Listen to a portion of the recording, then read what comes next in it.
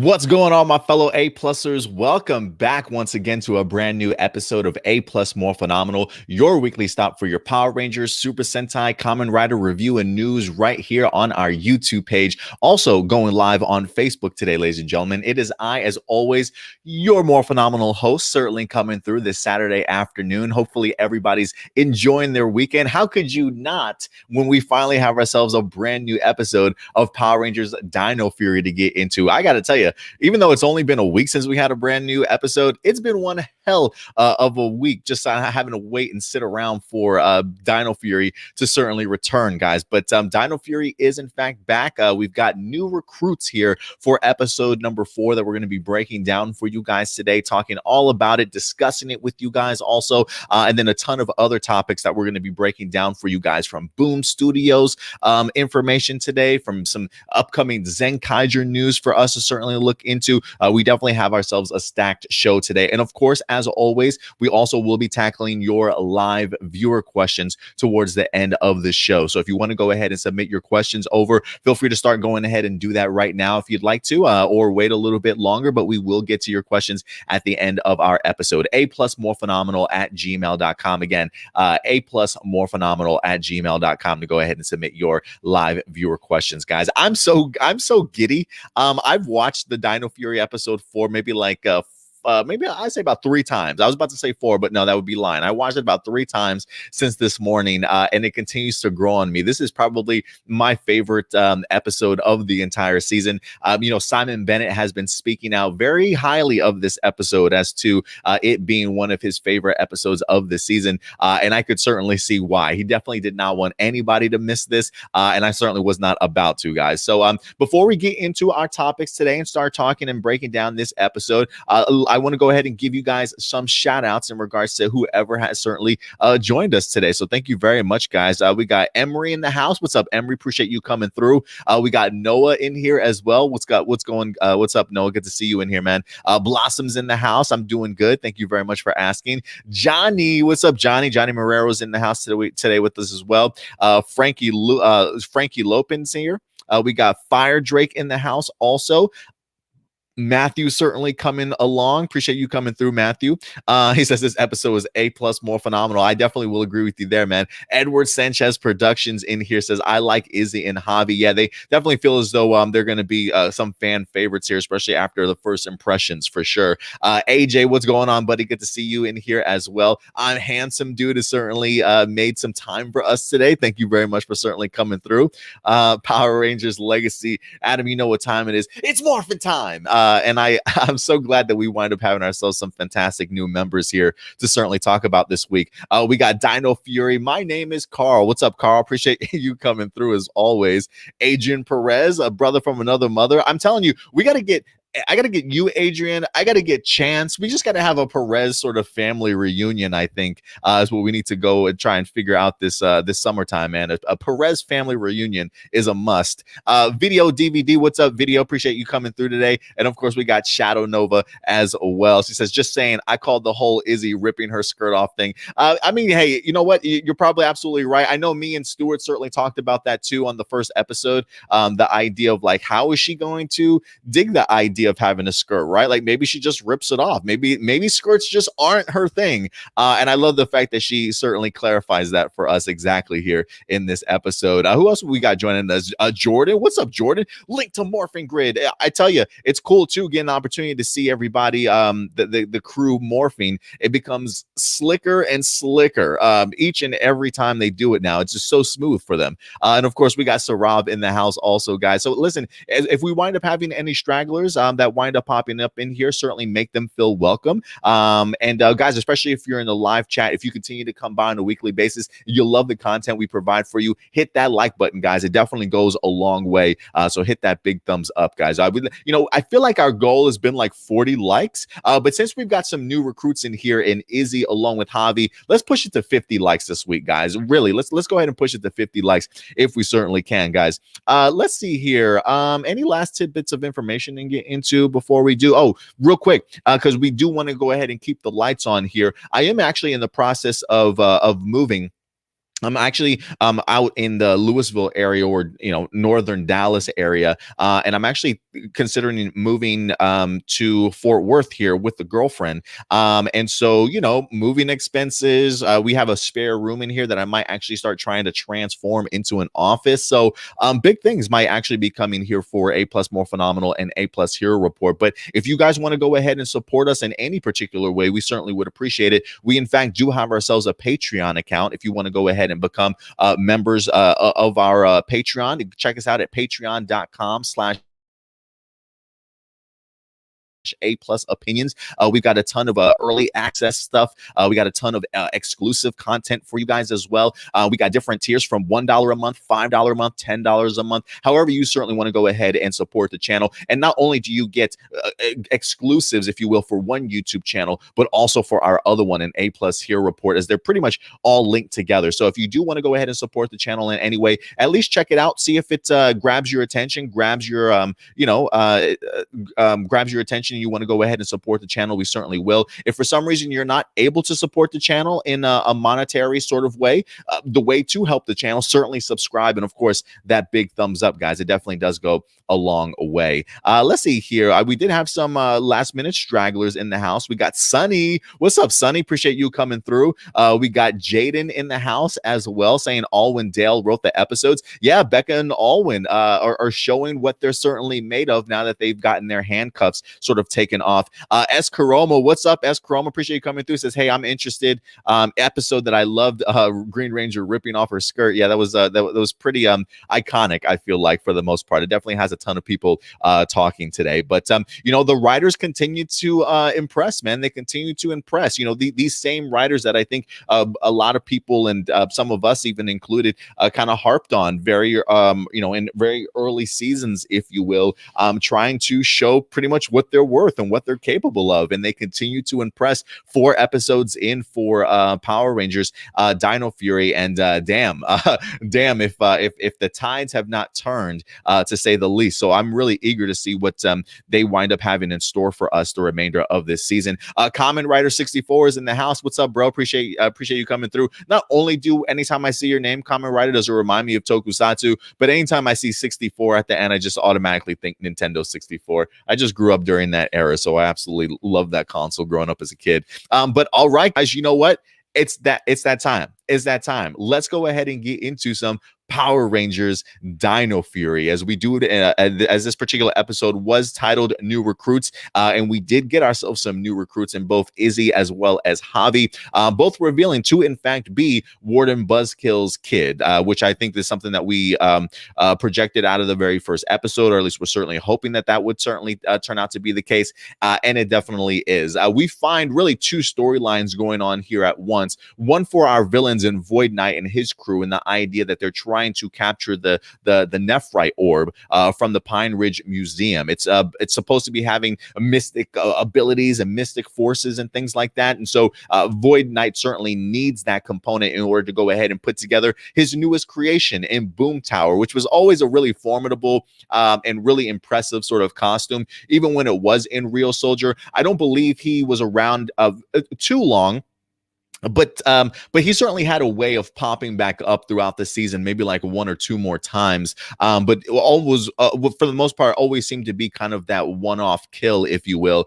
So it would not surprise me if this Boom Tower character at least stays around until maybe the mid-season, like the mid-season hiatus, or whatever the case may be. Maybe he's one of the villains that they take down. Who knows?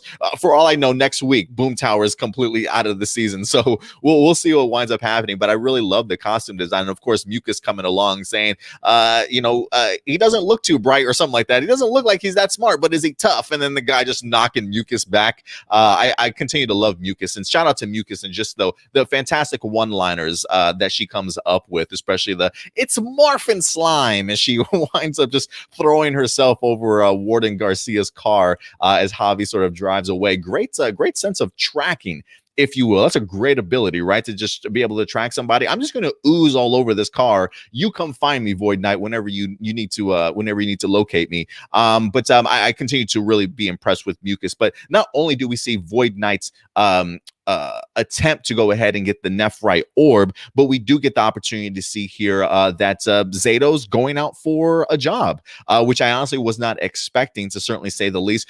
Good on Amelia to be doing the friend thing and be like, you know what, try and hook him up with a job. I don't know what the employment percentage rate is out in Pine Ridge, but hey, anything certainly helps, right? I feel like a lot of us have probably gotten one of our jobs at least from a friend recommendation. So the fact that Zeto's trying to get this job here at Buzz Blast, I thought was perfect. And what it made it even more perfect was the fact that he had competition in that of Javi Garcia, Chance Perez making his debut in here also. The musically talented Chance Perez, I should certainly say. Anytime that I see Chance with an instrument, I'm just going to automatically assume that's him playing. I've never used a harmonica in my life, but the harmonica is actually one of the like 3 or 4 instruments I've always wanted to learn how to play. I actually do have a harmonica if I can find it somewhere. It was given to me and passed down to me from my grandmother. But I've always wanted to learn how to play it. So maybe if I get the chance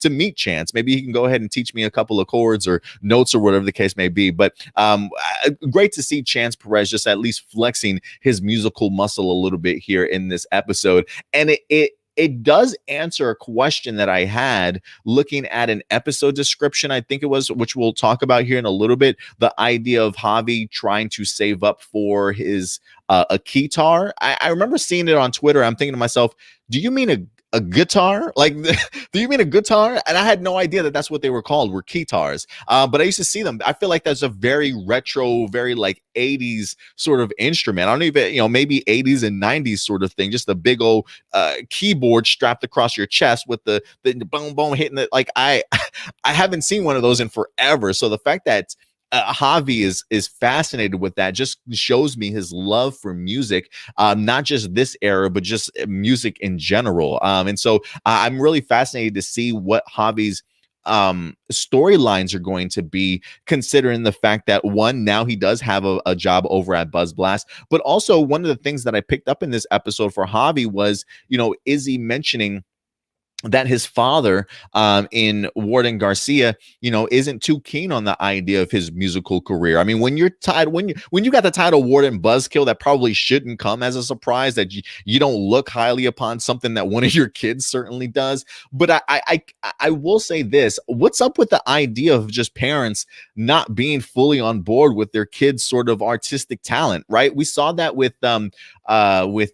Ravi in Beast Morphers, the idea that Commander Shaw just wasn't having it because of the fact that it was a distraction. But when she eventually realized how important it was to him, she eventually kind of came around. Like, if I got to sacrifice the idea of like losing my son over the idea of some painting, like, yeah, no, I want my son. You know what I'm saying? Like, I'm completely okay with this sort of thing. So I wouldn't be surprised if the Warden eventually comes around to it. But I found it interesting from Izzy that we have yet another parent that just does not fully support their kid and their sort of their artistic talent. I mean, granted, the idea of getting into music and art, I mean, financially is probably not the safest bet or the safest route to go. So I can see maybe the idea of a parent maybe wanting to push them in another direction. But the idea of just not being keen on the idea that you are artistic and like to do music, that's just that type of stuff. I'm just not the biggest fan of, sort of thing. But we'll see what the storyline for Javi winds up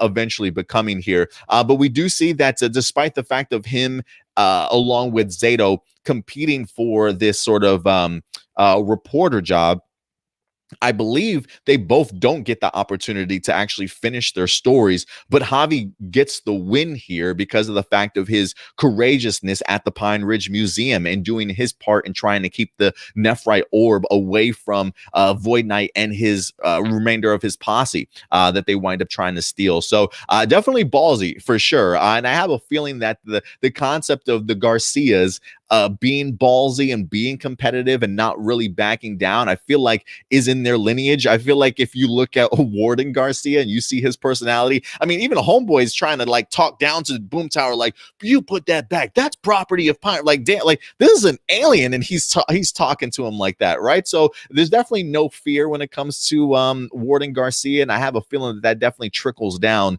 to his kids for sure. And I feel like it certainly showed. The balls on Javi to go go ahead and take the orb, run with it, and then just Izzy jumping into the fray with her javelin to come in and help save the day. Just incredible stuff to see the Garcias just as fearless as they certainly come. And I really love just sort of the first impression that we wind up getting from both these characters. But really am fascinated to see what's going to happen with Javier now that he does in fact have himself the job over at Buzz Blast. And things like that. So we'll see what winds up happening. But for me, the woman of the hour, I gotta say, would probably certainly was Tessa Rao coming through as Izzy. First and foremost, I love just the sort of the little interview that Zato winds up giving. I feel like Zato was just really coming into his own, or at least trying to come into his own as best as he can. You know what I mean?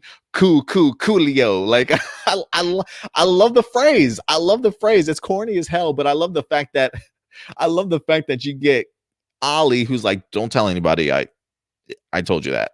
And then he still rolls with it. And then when he gets caught for it, he's like, yeah, my friend Ollie told me that one. Amelia, you didn't hear that.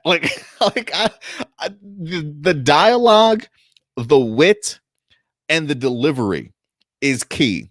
And I don't know if it's the writers just getting comfortable with this cast, knowing what works best for them.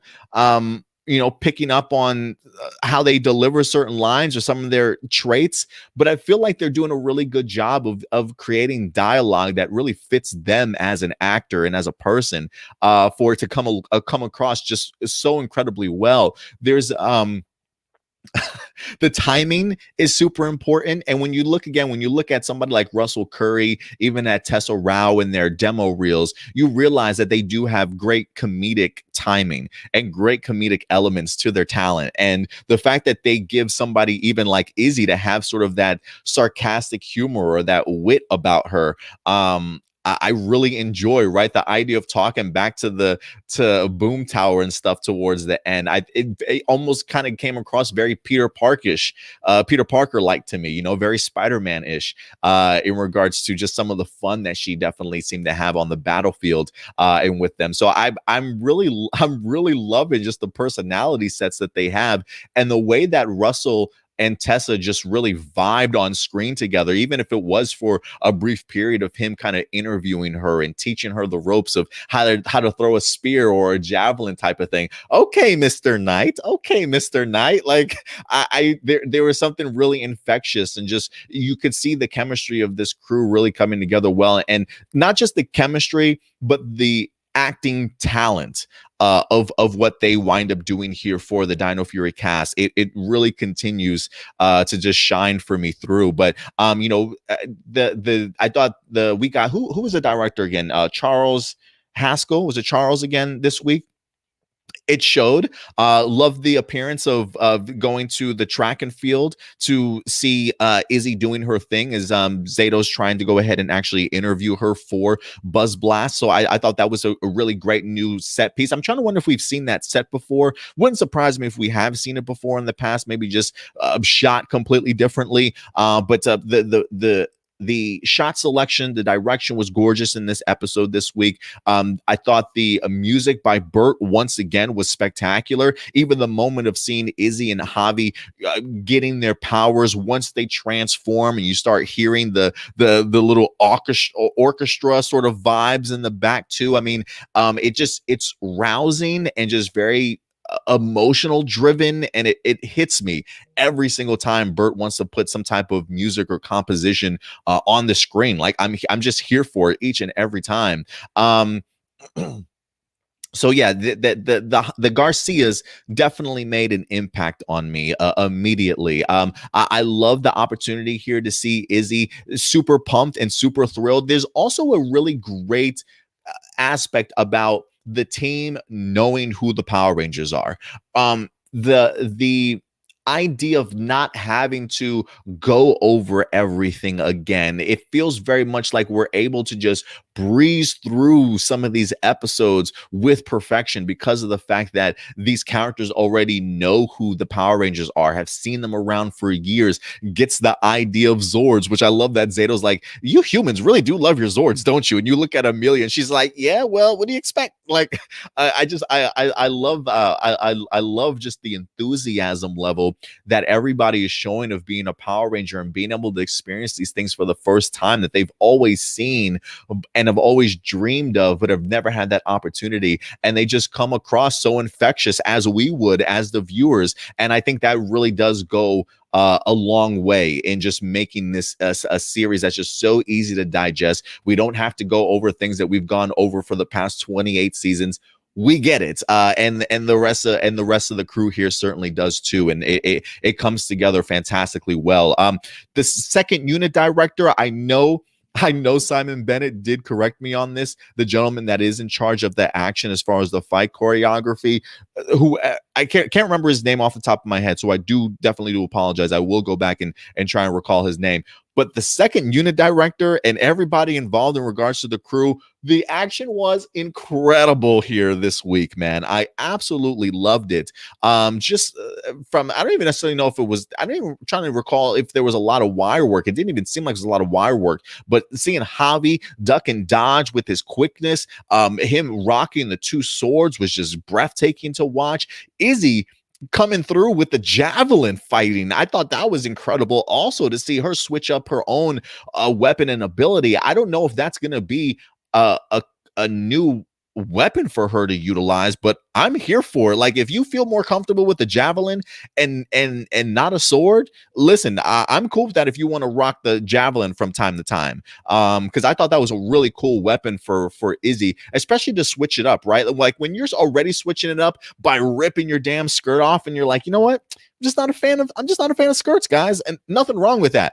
And so I love the fact that it's like no skirt, new weapon. Again, I don't know if this is going to be a weapon that sticks around, but damn, do I certainly want it to. Considering the fact that she clearly is a pro at using it, I certainly hope that it becomes a part of her just character in general going forward. But just amazing action sequences. I even love the opportunity to see Izzy just chilling on her I'm about to say her spear, on her javelin while she's on top of the tree, right, waiting for Boom Tower to look up at her so she can come down with the slash. There's even a really great shot in here. You know what? In fact, instead of just talking about it, this is a dream come true. I know, right? Hold that thought. Hold that thought. Get this out of here. Skirts aren't really my thing. Hey! And that's it. It's just, let's move on. I did edit this together real quick. I love this shot. Iconic shot of her throwing it away, and then the double knees. And talk about impactful. We're rocking it, sis. I've trained for this. Sort of. This javelin, though, the moves, man. Yep. I love the fact that Zato even points out the synergy. I gotta rewind this, guys, because I love this move, and I'm wondering this right here.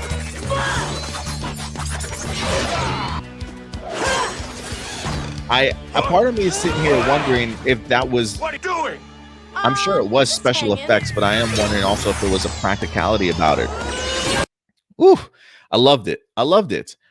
There is, when it comes to the seeing Javi throw the sword and she catches it on the tip of her javelin, she's spinning it around and throwing it. A part of me wonders, like, is that somebody, like, practically, like one of the stunt guys or stunt women, like, is that them really twirling it around on the stick and then adding the special effects so that when she goes forward and throws it, because I don't think the person could probably do it, but I feel like somebody could spin that sword around the javelin if they're that skilled, right? Like I feel like I have seen some pretty skilled people out there that might be able to do that practically. So I'm wondering how much of that is practical, how much of that is actually just a special effect, or if it's just all special effect. Whatever the case may be, it looks smooth as hell, and I absolutely loved it. And the Garcias coming in and just adding some flair and some style and pizzazz.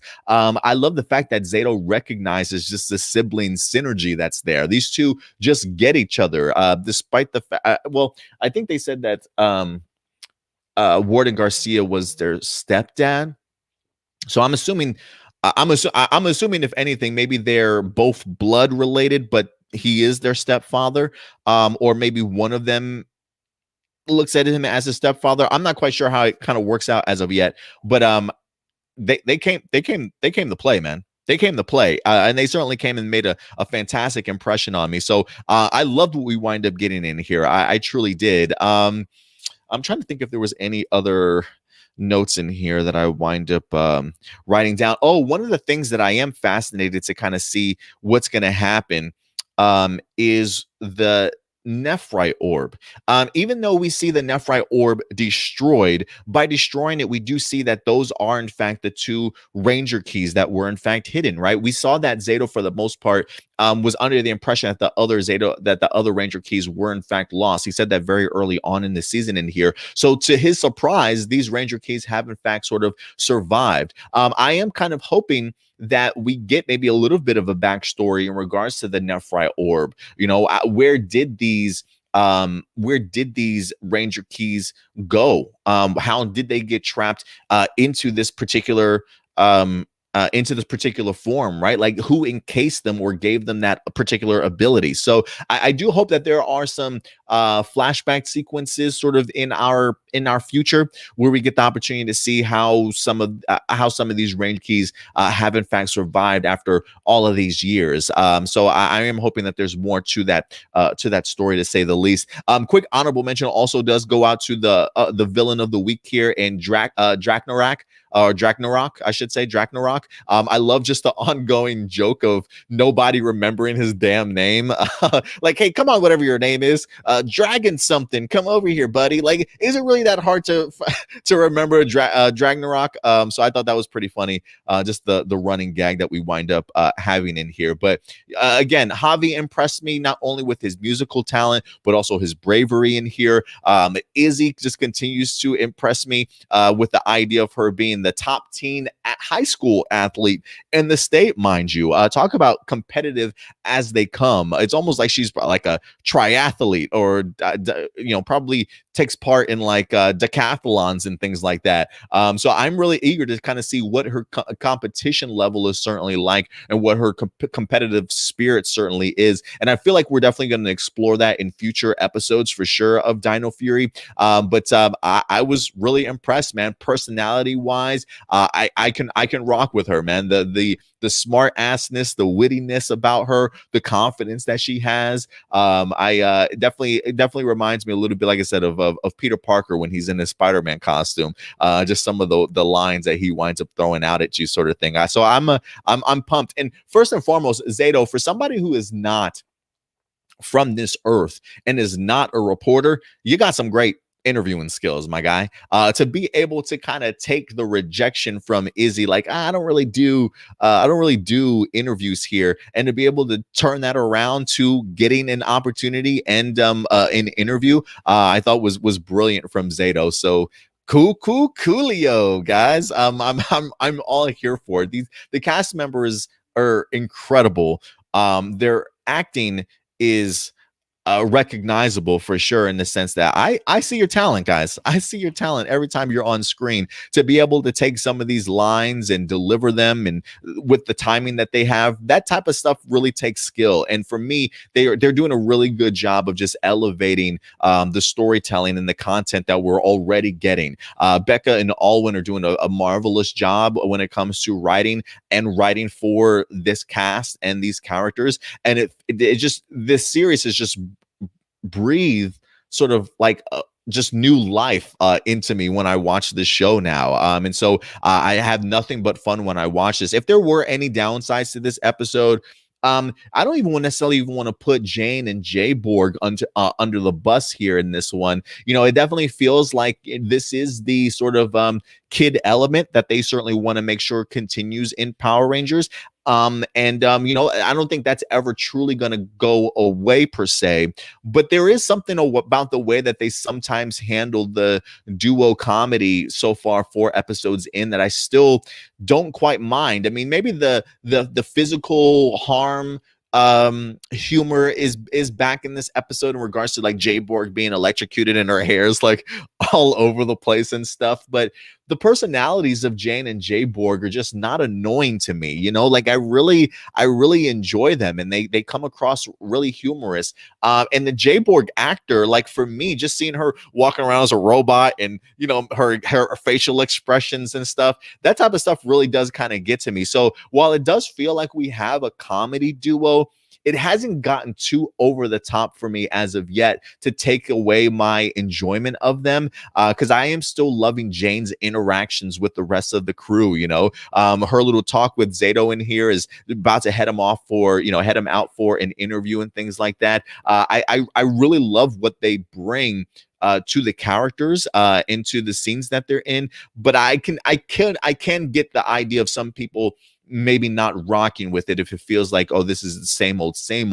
I do feel like they're approaching it a little bit better, but this type of stuff is just not going to go away. They clearly have an audience that they're going for, but the writing is really doing a great job of giving us as little of that, but still a really great sort of just a fun adventure sort of episode. And I feel like I can't ask for more than that, to be honest with you. They're really up in their level. So listen, guys, at the end of the day, though, I definitely want to know your thoughts. What did you guys think of our new recruits?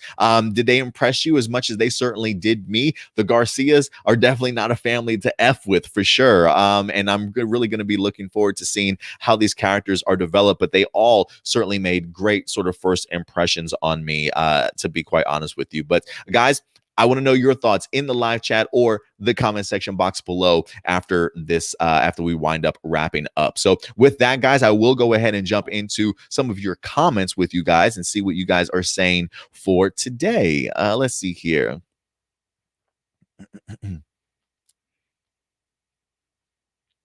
Matthew says, I'll be interested in Javi's music in the future, especially where his father is concerned. And it looks like we got Blossom here says, Javi early on said something about a keytar, one of my favorites. As a piano player, I could use one myself. Yeah, I'm glad that his musical talent definitely is growing on some people here for sure. I'm definitely fascinated by it. But I've never used a keytar before. Again, I honestly thought it was like a misprint. I'm like, I think they mean guitar, right? I don't even know what a keytar is, but now that he actually described it for me, I'm like, I've seen plenty of keytars in my life. I had no idea that that's what they were called, though. So I'm digging it. I'm digging it. I feel like, and if you ask for a keytar, that just tells me that you know your music, and that you're truly invested in it, to be honest with you. So I'm hoping that maybe we get the opportunity to see Javi. Maybe he has a musical lair somewhere where he's got a bunch of instruments where he just performs, you know, hidden away from his parents or something like that. But I do think that his future when it comes to music should be fun to honestly have explored, Matthew. So I definitely agree with you there.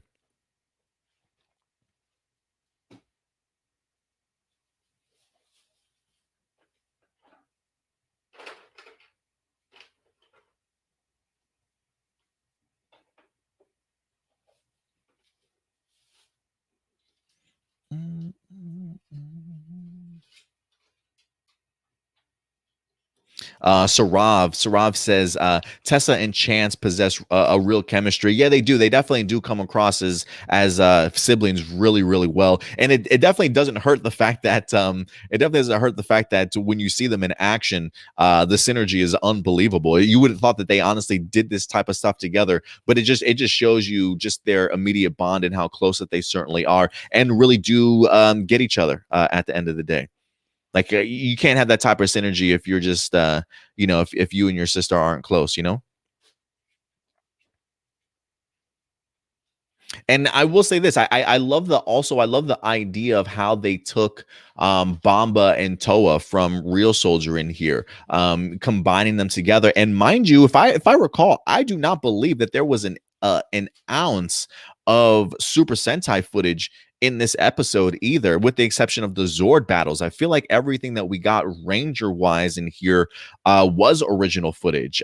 So that alone is certainly impressive to me. You know, people that were kind of wondering, and I'm sure that there probably will be some moments where they use the Super Sentai footage for Real Soul Black and Green. But here for Tessa's first appearance, the ripping off of the skirt, one of the things that we've been highlighting and pushing and talking about here is the idea that, listen, if you're going to go that route, you are going to have to be creative with the footage that you do film, and how you utilize past Super Sentai footage. And you clearly get to see here that that was just not an issue at all, as majority, if not all, of the Ranger footage that we saw was in fact original footage. So I thought they did a fantastic job here. AJ, he says, I love that the stuntman in the green Ranger suit had the same figure as Pink Ranger and past Yellow Rangers who were gender bent. The only question remains, will they use Sentai footage? They didn't use it in here, so we'll see if that's something that becomes an issue for them down the road. Like, okay, maybe we should start utilizing it, or maybe it's just so brief we don't even recognize it, right? Because it's not like these Rangers are super curvaceous. You know what I mean? It's just enough to be able to tell, like, yeah, they're definitely females for sure. But outside of that, I still think you can easily get away with Super Sentai footage mixed in here if you wanted to, but definitely focus on the idea of using as much original footage as possible. And this episode was all about it. DHR2 Productions. What's up, DHR? By far the best episode of this season. Loved it. 4 out of 5. Yeah, I got to agree with you, man. My favorite for sure. My favorite for sure. I think it was all Izzy and Javi, honestly, just bringing that flair to it.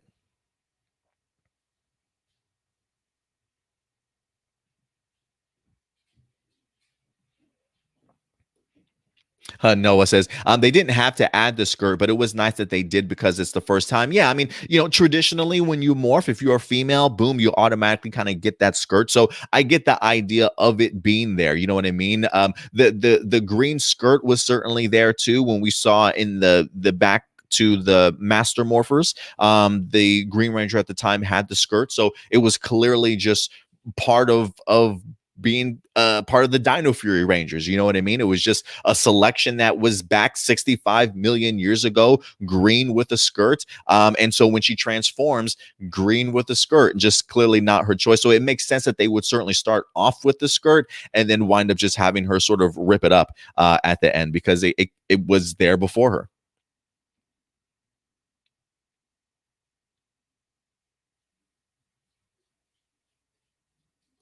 Alden. Alden says, "I guess Izzy doesn't didn't like skirts anyway." Yep, not at all, not at all. And hey, that's fine. That's her preference, right? She's not a skirt person. Some people just like have their own particular type of style, and so I'm really fascinated to see what her style is going forward. Maybe she's a jeans and shorts type of gal. You know what I mean?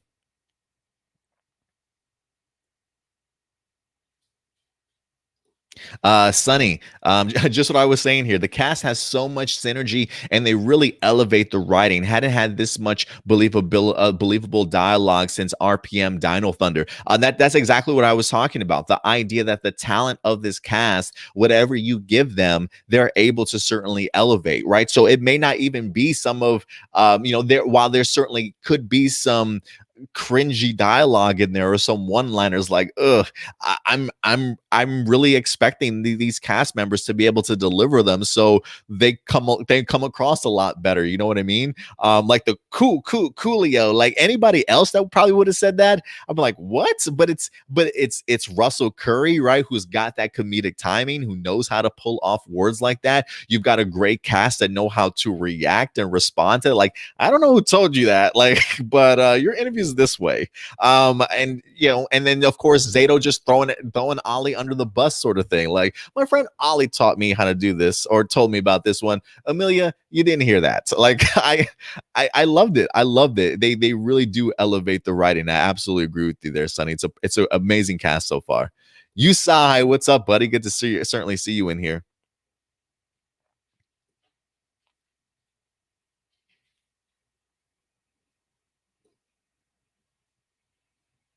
Okay, Mr. Knight. For Frankie over there.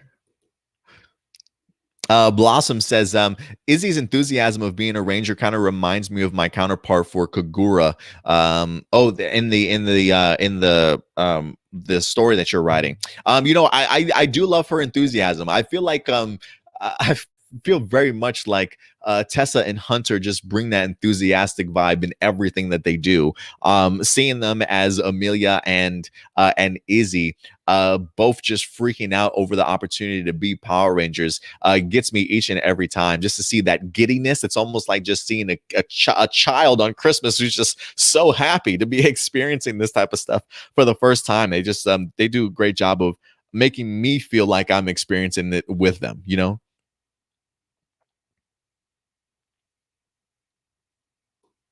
Video DVD. My favorite part was Ward and Garcia. A few times we have seen civilians almost get killed by monsters. Dino Fury didn't pull any punches. No, not at all. And this is certainly part of the Garcias that rubs off on his kids. The idea that he's willing to approach this big ass monster with no fear, honestly. And homeboy ends up getting attacked. I love also the scene of seeing the Rangers come through to take him to the hospital as well. I thought that was great. Like, there's something really cool about seeing the Power Rangers connect with like local law enforcement or like park rangers and stuff, and really trying to help out people in that sense. So I definitely agree with you there. It's a great observation video.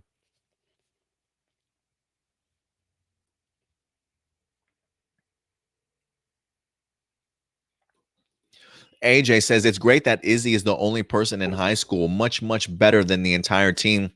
Yeah, I'm wondering if she's like a junior or a senior in high school. Like, I wonder what Javi's doing. He's not in school. Like, I'm like, did he just graduate or something like that?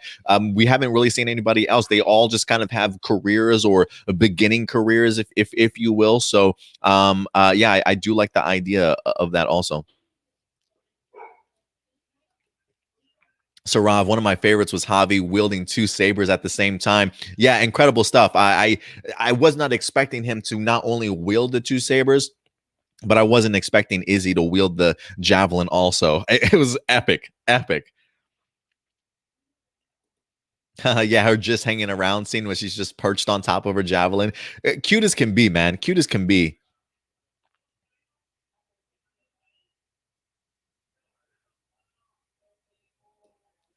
Yusai said, that skirt whip was awesome, though. Yeah, honestly, one of my favorite shots of the episode is literally seeing Izzy run into battle after throwing her skirt off. Seeing the slow-mo shot of it just flailing in the air, and as she's running, and then it speeds up and she goes right into the double knees sort of thing. I absolutely loved it. Just a very iconic moment for the character and for the franchise, if you ask me.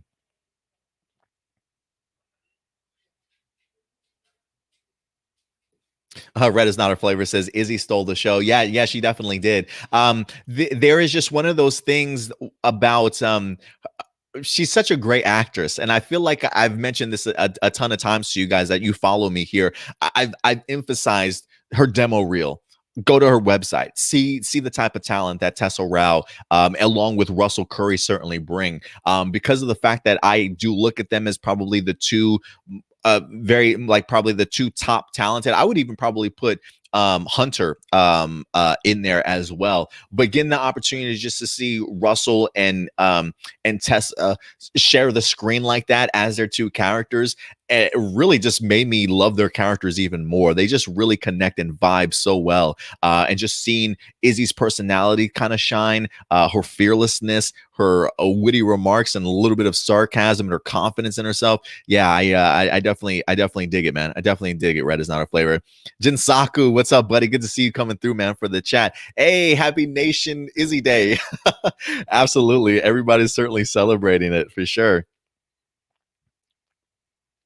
JB says, "What? Says watch out for that copyright." No, I'm fully aware. That's why I tried to cut it as much as I absolutely could.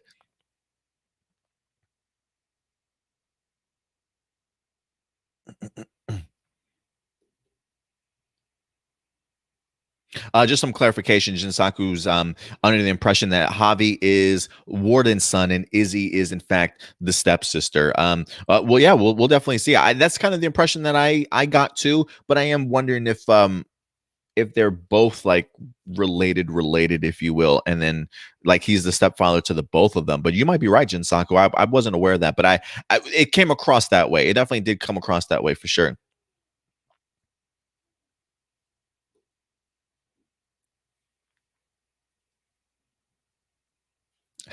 Red is not a flavor. Says the action was crazy. Izzy coming in with two knees to fight. Have you ever seen a Power Ranger use knees to fight? I feel like if anything, maybe from Jungle Fury with the I said his name a bajillion times. I'm drawing a blank here, guys. Help me out. The purple wolf. Their mentor. Why am I drawing a blank right now? He had a lot of Muay Thai fight influence, I felt like in his style. So I felt like maybe some knees from him, from Homeboy from Jungle Fury. But I feel like the second unit is just killing it in regards to giving us some amazing battle sequences in here. Just unique fighting styles, great selection of weapon choices in here, and just really elevating this the fight game like I haven't seen since like the Disney era type of stuff. You know what I mean? They're really sort of coming through at the end of the day. So I'm loving the collaboration that we have behind the scenes when it comes to the two of them. Yeah, a lot of you guys think that Izzy is in fact Warden's stepdaughter. That's the way that it came across to me too. I was just asking the question if it might end up being something different.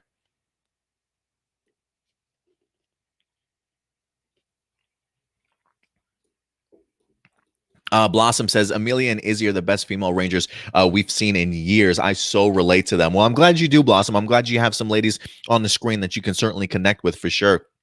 I felt like for me, Shelby was probably the last female Power Ranger that really like stood out to me in regards to like just how she came across and impact and things like that.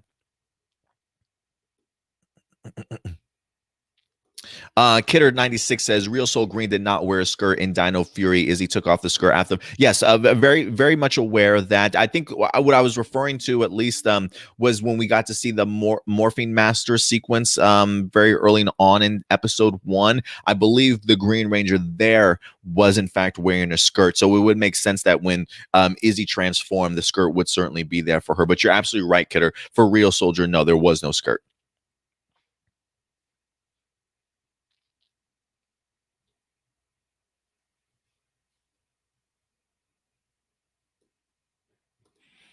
Let's see here. Dino Fury. My name is Carl. Carl says, I love that Zato is still treated as a fish out of water. That shows the writers are consistent. We had past Rangers and allies who were not human and were just accepted as normal humans. Yeah, you're absolutely right. He continues to be that fish out of water, still trying to get his feet under him, figure out how to live in the society, right? Like I love the fact that, and another example, right? Not even so much the idea of like coolio and trying to get a job and like I don't really know if I if I have the requirements to be a reporter type of thing, right? But one of my other favorite lines in here again was when he's talking with Izzy and she was like, oh, so you were a knight, and he's like, yeah, well she's like, well, I'll call you if there are any dragons around. He's like, dragons where? Like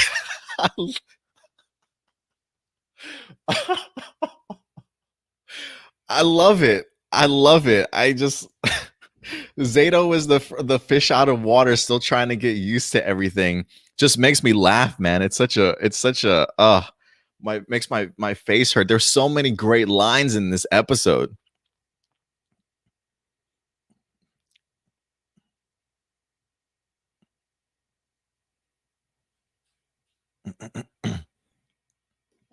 Matthew, thank you so much for bringing this up. Really liked Zato, Ollie, and Amelia using more new boost keys. Yeah, we had the sprint key, and then we also we saw the gravity key return. And what did the shield key, where he blocked Boom Tower's slash. That was pretty cool. Getting an opportunity to see the shield key in play here. But you're absolutely right. Got to see more boost keys used, and there's more to come, guys. There's certainly more to come for sure.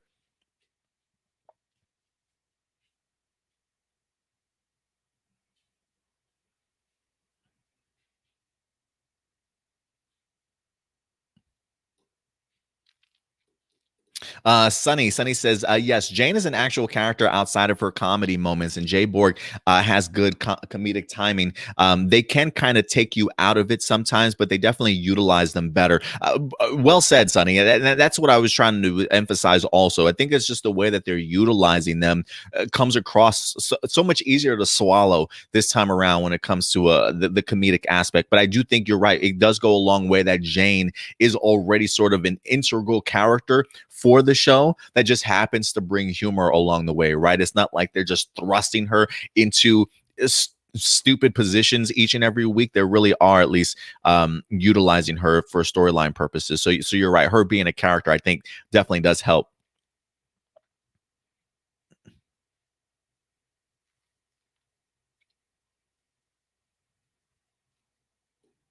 Matthew says one of the other scenes that I liked with the siblings was Izzy offering Javi $10 to clean her room at the end.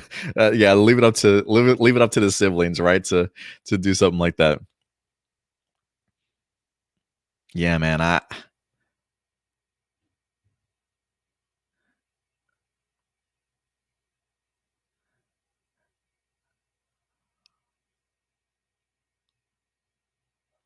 Marcelino, what if Tessa always gets a skirt every time she morphs and has to rip it off every time? That would be annoying for her, but also funny to watch. It honestly would be pretty funny. Like, damn it, why do you keep trying to make me wear this skirt? Like that would be pretty funny. I'm hoping that because she rips it off, her morpher recognizes. Okay, she's picky about her style. All right. This is get her some morphing shorts. Can we get a Green Ranger costume with just shorts instead of pants?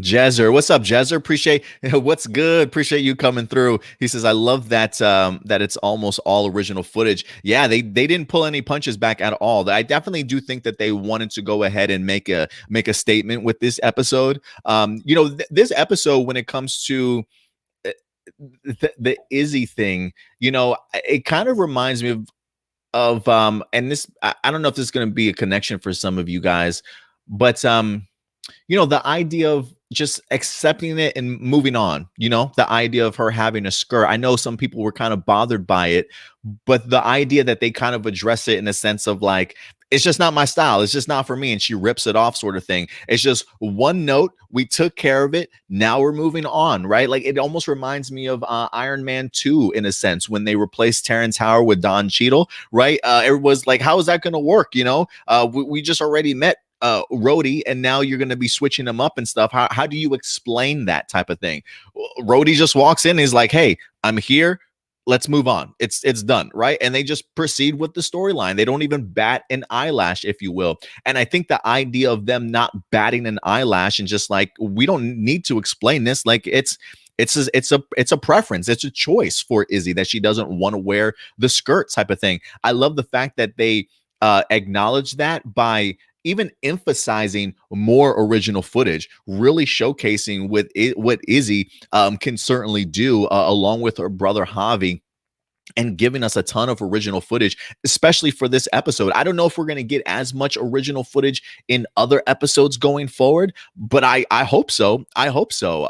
That's one of the things that I really have been looking forward to is how are you going to balance original footage in Super Sentai? And I thought they did it marvelously in here by just not having any Ranger, I should say, Super Sentai footage and just allowing Izzy, in her female form, just as Green Ranger, along with her brother Javi, just doing their thing, and the synergy and the original footage just popped for me this week. I absolutely loved it.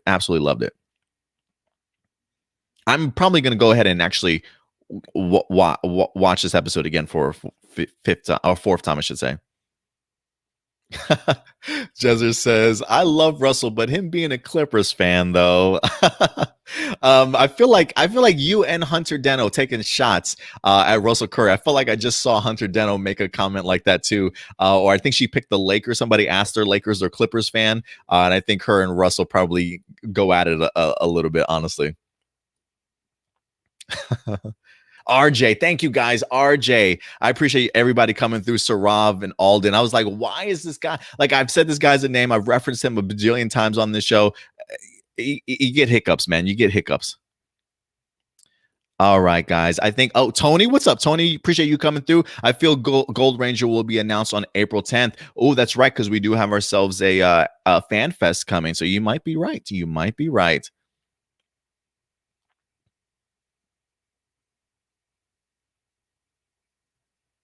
Dustin, what's up, Dustin? Appreciate you coming through as well. All right, guys. I think other than that, outside of the Garcias impressing us and Izzy just burning down the entire world with the massive impression she made on everybody, this team has a great cast. They've done a marvelous job. Whoever the casting director is, for picking up this talent and giving this to us. Honestly, they're doing a remarkable job. So shout out to the Simon Bennett, clearly Becca and Alwyn, second unit, Bert for composing. I mean, my God, keep up the hard work, guys. Keep up the hard work. But listen, at the end of the day, guys, I want to know your thoughts on Dino Fury episode number 4, New Recruits. Let your thoughts be known in the live chat or the comment section box below, ladies and gentlemen. All right, now that we've knocked that out, I almost, as much, there used to be times I would complain about us maybe sticking onto a subject for too long, but when it comes to Dino Fury, man, like I don't mind the idea that we literally just spent an hour discussing this particular show, like a nice little 35 minute review, or I should say 30-minute review of a breakdown in here, and then a nice little 20 minutes of conversation with you guys. I really love being able to talk Dino Fury with you guys, so I appreciate you guys being as enthusiastic about this season as I certainly am. But for us having to wait around an extra week, the wait certainly was worth it, ladies and gentlemen. But with that, we will actually continue along with further Dino Fury news, ladies and gentlemen. This actually comes to us in regards to episode descriptions, as Ranger Board is keeping us posted as to what we can look forward to when it comes to upcoming episodes. And for the 7th episode, set to go ahead and release April 10th, Stego Search. It says the warden takes away Javi's keytar. Oh, wait, so he gets his keytar pretty soon then. Let me go ahead and pull this up just so it's easier for people to read. So yeah, April 10th, the warden takes away Javi's keytar, putting him in a bad mood, which he refuses to explain to the team. Ooh, so Javi's kind of down in the dumps a little bit. Javi is forced to open about his problems in order to find his Zord. Oh, that actually sounds like a pretty cool episode for Javi, honestly, and for Chance Perez to really sort of shine, not just musically, but just to be able to show his acting abilities in here, right? To be able to have something that's just in the back of your mind, distracting you, right? Putting you down in the dumps, knowing that something you love kind of got ripped away from you, sort of thing. And to really see how he handles his emotions and his feelings, and what the impact of that is going to be on his team, right? And clearly it impacts his team, because it seems as though it may be giving him problems in finding his own Zord, that ability to be able to maybe mentally connect or emotionally connect to your Zord. If you're not certainly in the right mindset, there certainly could be maybe some issues there. So I will be fascinated to kind of see how Javi winds up finding his Zord and how this kind of all gets resolved. But I mean, we're episode 4 already, so he clearly gets his keytar in like 2 episodes after that. So either episode 5 or episode 6.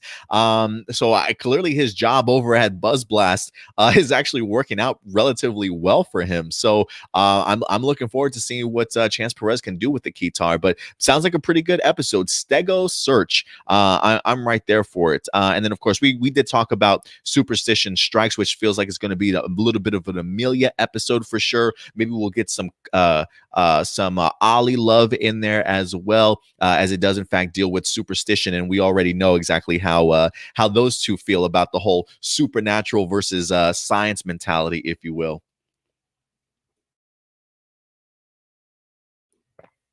So yeah, I'm really fascinated by this, and gone are the days that I feel like I'm going to look at these episode descriptions and be like, oh, this feels like too much of a right on the nose lesson of the day episode. Gone are those days. I'm not even going to worry about those. I'm sure we'll get episodes like that but I already sort of felt like I went into one episode this season thinking it was going to be something like that, and just come to find out it was nothing like that. So I'm eager to see what the other future episode descriptions are certainly going to be. That's going to be airing again April 10th on a Saturday. It does make me wonder exactly as to when the hiatus is certainly going to come. If that's going to be on the 17th or the 24th, right, for an episode 8 or 9. I think we went 9 episodes deep last time before its hiatus, so I am wondering if they're going to use the entirety of the month of April, and maybe give us 9 episodes before we get a hiatus. I don't know. I'll keep my fingers crossed. I'm somebody that doesn't want a hiatus at all, but if I have to sit through a hiatus, I'll definitely go ahead and take it. Let's see here. I know some of you guys were saying something. Tony says episode 7 is probably the debut of Javi's Zord. Yeah, it definitely feels like it's on board there. So Rob says, will Izzy's Zord be revealed in episode number 5? That's a good question. Let's see here. Winning attitude. Izzy is determined. This is episode 5, set to air next week. Izzy is determined to win the big race with the help of her Special Olympics athlete cousin, Lily. You know what? I would not be surprised if it is, in fact, an Izzy episode for episode 5. I would be completely on board with that if she discovers her Zords then. And I think for me, it would also add a really interesting dilemma, the idea of the sister finding her Zord first and Javi really sort of having a struggle. And then, and able to find his Zord, and maybe it takes him an episode or 2 before it actually happens. So I don't think that's too far out of the realm of Izzy maybe finding her Zord first, or maybe it becomes the case of they both find their Zords by the time we get into episode number 7. But we'll see. I think you might be onto something though with Izzy discovering hers in episode 5, but we'll play it by ear and see.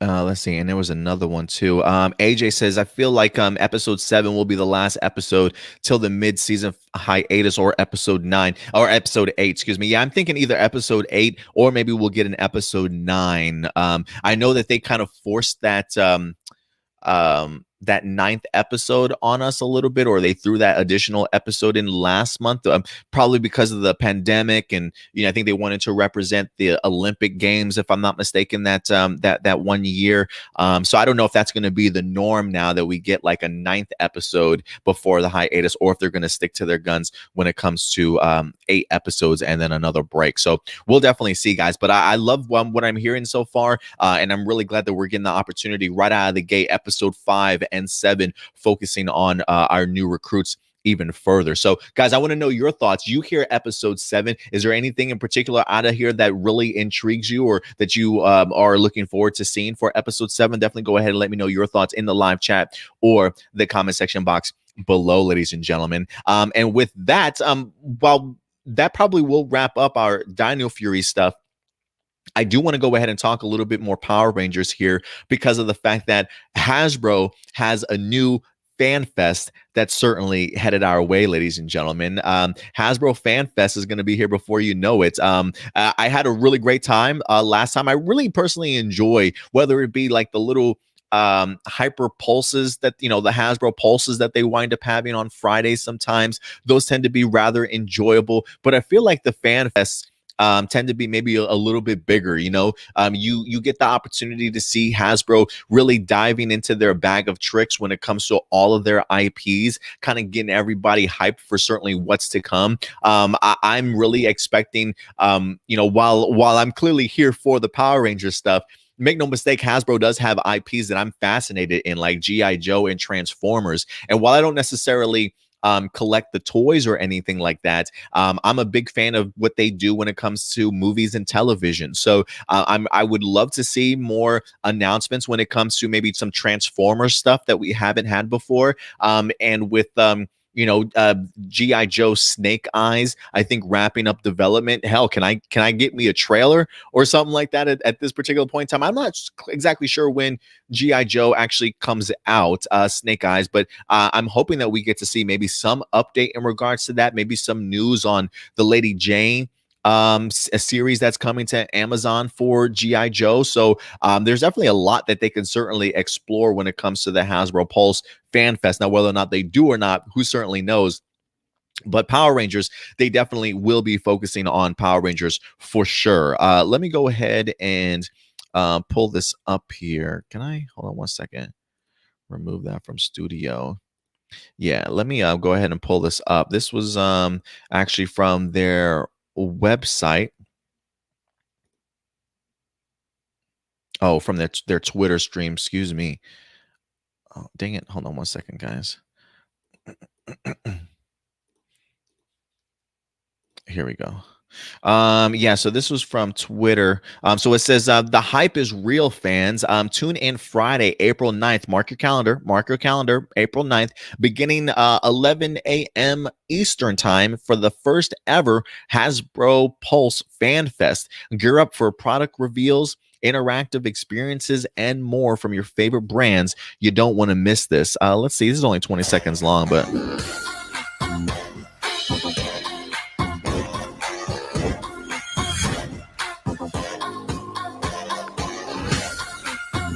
fan interactivity and more. I wonder, I do wonder if they're going to have any guests pop up for Power Rangers. I'm pretty sure that they'll talk a little bit more about the future of the franchise, or at least what's to come later on this year. So I am wondering, will they? Part of me is kind of wondering if they'll like bring up like whether or not they're going to be continuing with Nickelodeon for another year, if that's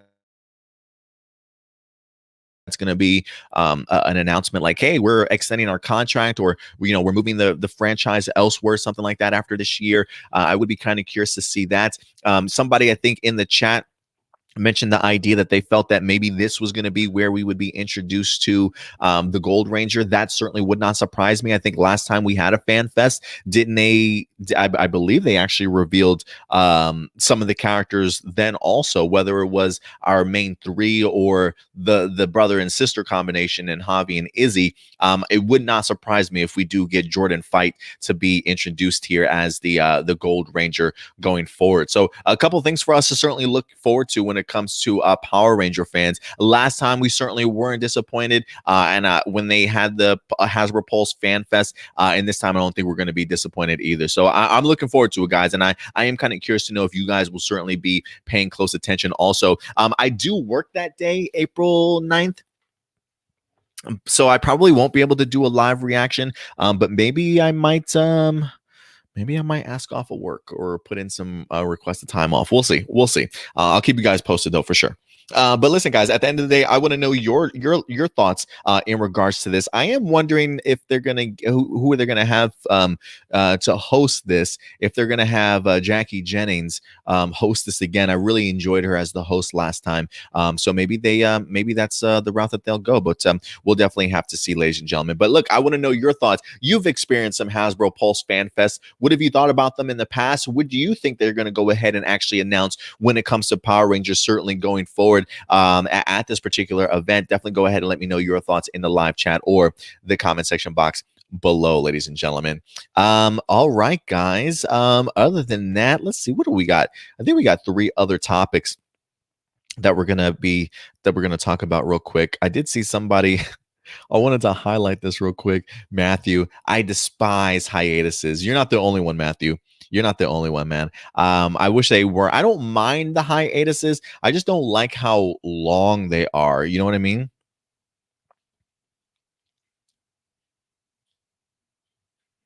Enrique Perez is in here. Appreciate it. Appreciate you coming through. He says, is FanFest going to have a sneak peek for Dino Fury's upcoming mid-season and second season for 2022? Oh, that would be interesting. I don't know if they would have for a second season, but maybe a brief little tease as to what to expect for the second half of the first season, for us to come. I mean, I feel like if anything, they really don't really release those type of sneak peeks and teases until we actually get closer to the show's return. So as much as I would love to see that, I don't know if they'll give us a sneak peek, but it wouldn't surprise me if they gave us an update on the Sixth Ranger, maybe Nickelodeon's contract situation as far as like an extension, if they're going to stay or not, maybe some more information for past Power Ranger seasons, right? Like the next rollout and things like that. I'm sure we're going to get Lightning Collection stuff also. So I'm sure we'll get a fair bit of information. Shadow Nova does say Snake Eyes is supposed to come out in October. If that's the case, this takes place in April. Yeah, give me a teaser, man. Give me a teaser. I would love a teaser then. Dustin, he says, Adam, the name of the dragon monster is Dragnarok. A play on Ragnarok. Yes, absolutely. Also, may I add, it was a bit strange to see that the giant dragon in normal monster size. Yeah, it was. I even love the idea that Javi literally grabs him up by his tail and just swings him into the tree. But yeah, when he said Dragnarok, I immediately thought to myself, oh, like Ragnarok? Okay, I can deal with that.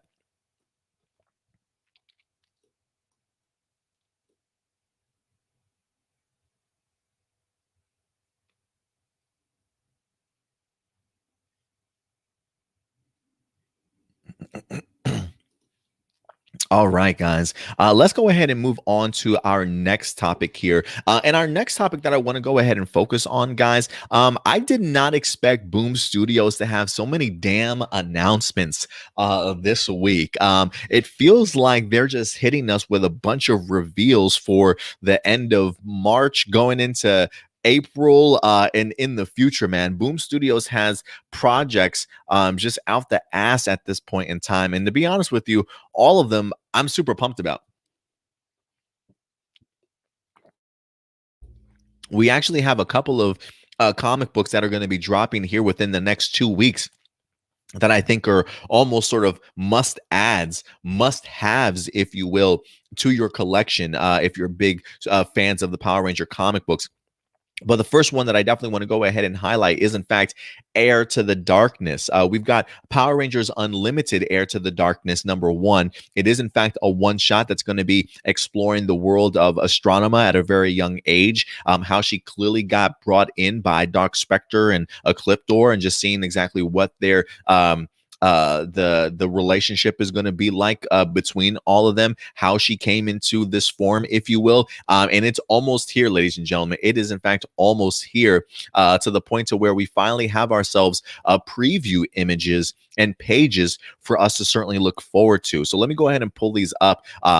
First and foremost, I was shocked and surprised to see the not only the artwork, but the idea of us experiencing and being introduced to brand new Power Rangers, if you will, sort of pre-MMPR Power Ranger groups that were briefly highlighted in Super Mega Force. I believe we've even had maybe past Power Ranger teams that have not seen live action pop up in Boom Studios before as well. So they definitely do have a past of reaching out to past Power Rangers that we haven't seen on the big screen. I believe in this sense that you see here from the Heir to Darkness preview pages, this one I believe is in fact Flashman. Who, again, we did see very briefly in Super Mega Force, but never fully explained. But I love the fact that Boom Studios is taking that initiative and using some of those unused Power Ranger concepts and putting them to comic book form, really continuing to just grow the lore and the idea of there being several different dimensions and different worlds out there that have Power Rangers that we haven't even been privy to before, if you will. So I love the fact that they're utilizing these teams like never before. So I thought it was pretty neat. Let's see here.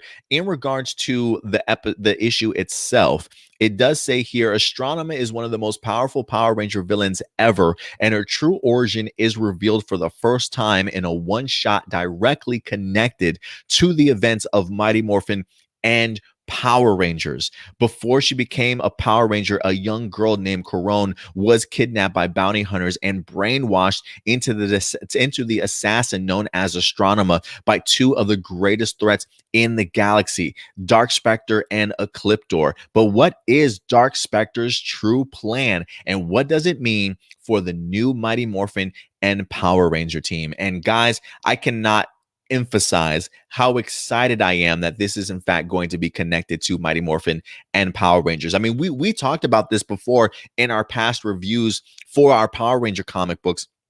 The idea here that we're getting the opportunity to see Ryan Parrott really start kind of putting those building blocks together and starting to make those connections to future series such as In Space.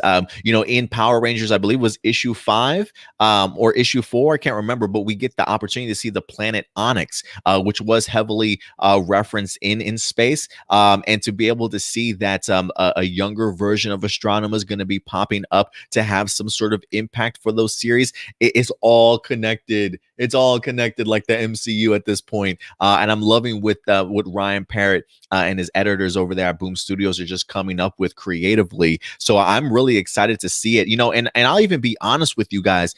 I've mentioned the idea that I was not necessarily the biggest fan of the artist in here, Simone Ragazzoni.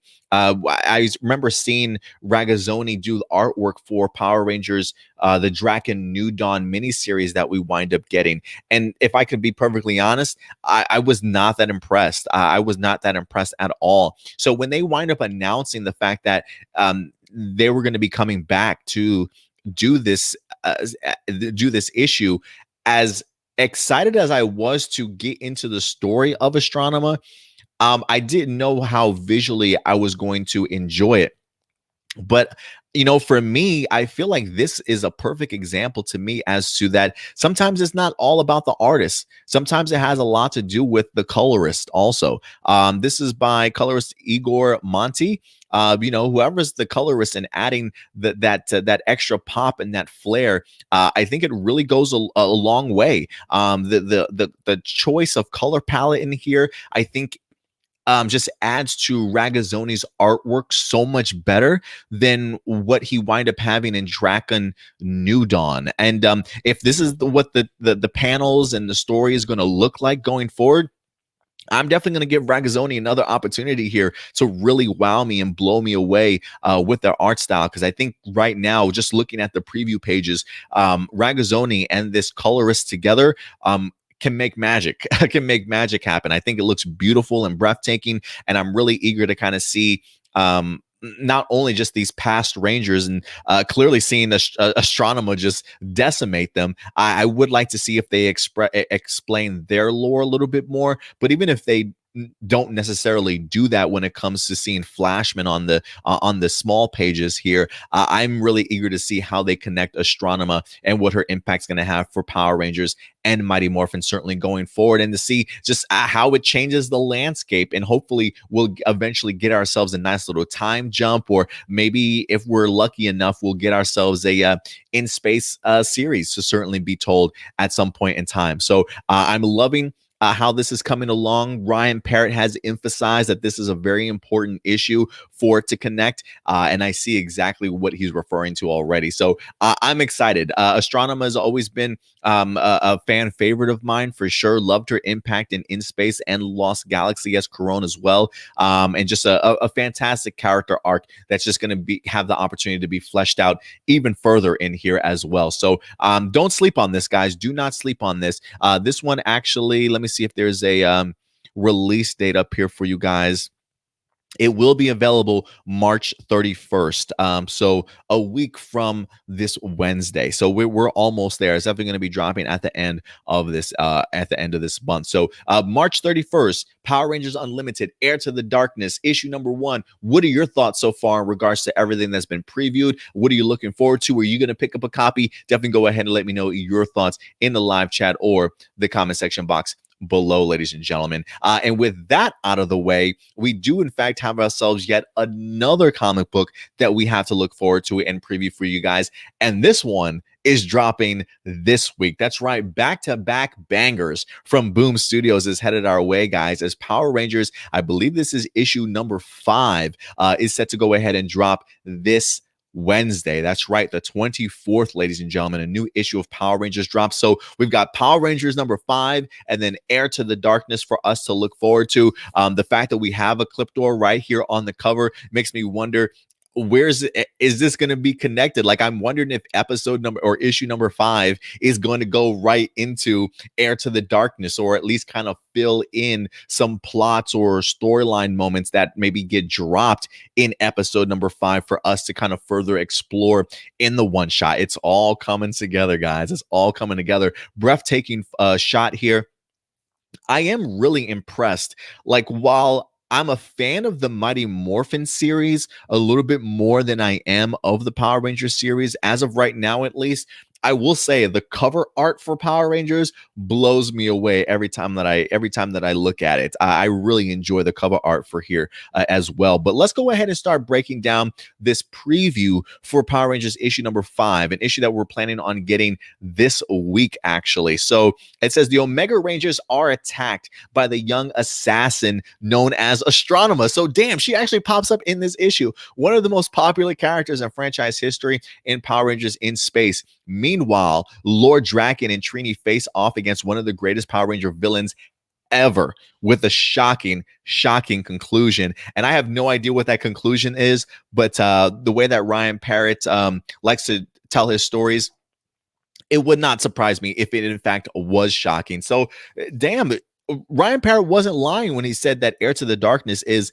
an integral part of the story that he's trying to tell. I mean, clearly Ecliptor and Astronema are going to be focused on in issue number 6. And then from there, we're going to be going directly into Heir to the Darkness. So again, just as I just said just a minute ago, it would not surprise me if Heir to the Darkness had a ton of great backstory for us to understand how Astronema maybe got to this particular point here in issue number 6. So beautiful timing by Boom Studios in releasing these comic books. And I can't wait to sink my teeth in just to this huge interconnective story that we're going to be getting into. And also, one aspect of Boom Studios that I continue to love is the relationship between Trini along with Lord Draken, and how these two really sort of butt heads. The fact that Trini hasn't really backed down from Lord Draken at all. She's really stood her ground and has gave him reason to kind of see, like, have some worry. Like, if Lord Draken has to worry about any of the Power Rangers,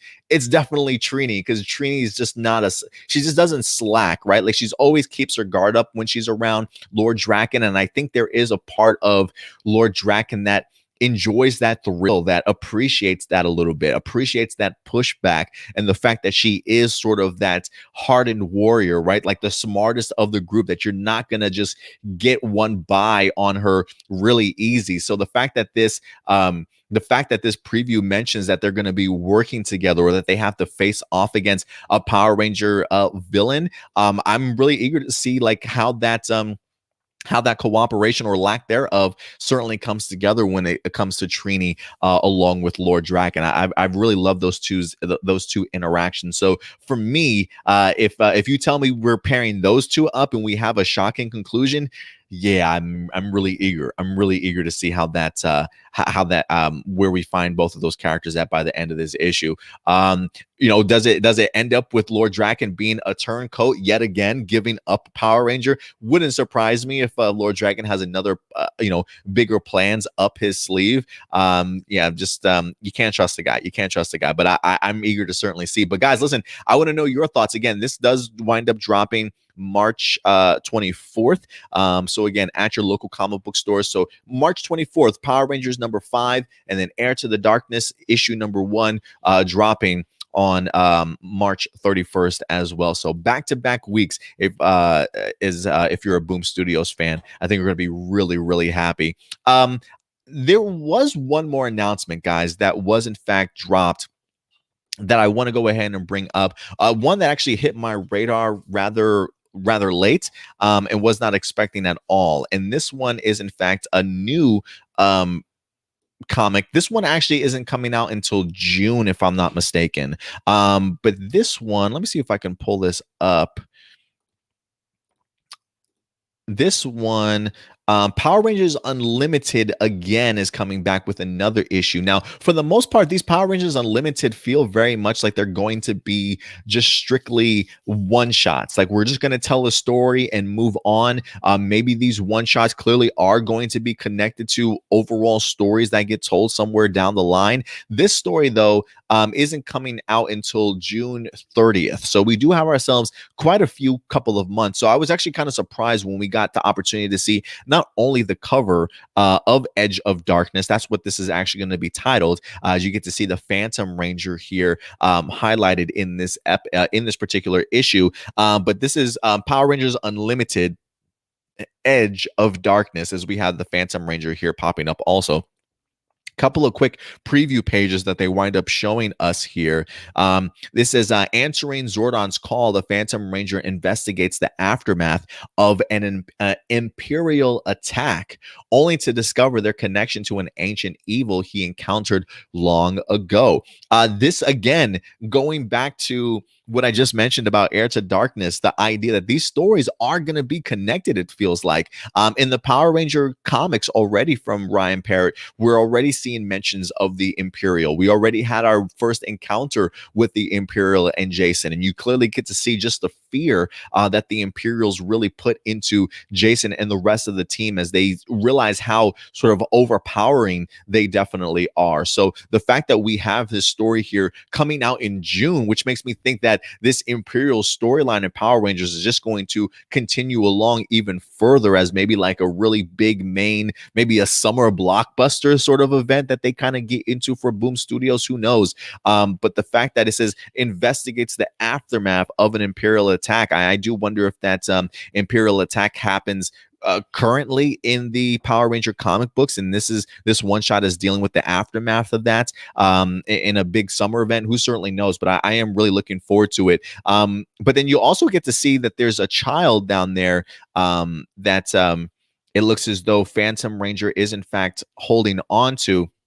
And if you look at some of the preview pages, I do believe that young child is in fact Rita Repulsa herself. So a very young Rita in that sense, trying to see exactly maybe what the connection between Rita and the Phantom Ranger certainly is. So yeah, breathtaking cover. Absolutely love the cover that we wind up having here. And I'm really eager to kind of see what else they wind up getting into when it comes to this Power Rangers Unlimited. I'm starting to really love this new one-shot series that they wind up having, telling sort of these bigger overarching, or telling these other stories that are connected to some of the plots that they are creating for us already in these main storylines. So I love the addition, and again, it's allowing us to get to see other characters from Power Ranger lore kind of placed in these storylines. So anytime we get the opportunity to showcase other Rangers and other main characters, I'm definitely on board with it. But again, June 30th,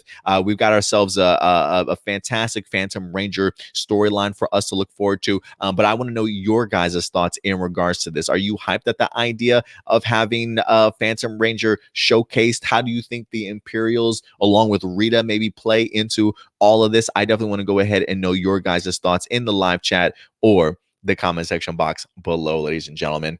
Let's see here. Let me see if you guys are saying anything in regards to that.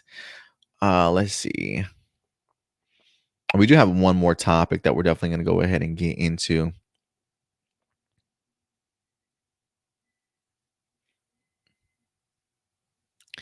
Blossom says, what the heck happened to the Flashman? Yeah, it looks like astronomers having her way with him, honestly. A little off topic. AJ says, I love Tessa's fake American accent. It's very believable, especially when morphed. You know, I feel like international stars tend to have better accents than Americans do. Like, they're like, had I not known that that Tessa, was from New Zealand, I honestly probably would have just thought that she was American.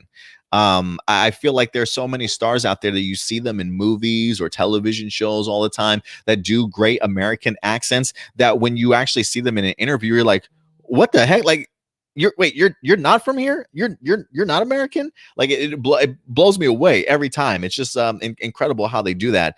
Yeah, they sound more American than I do. I feel like.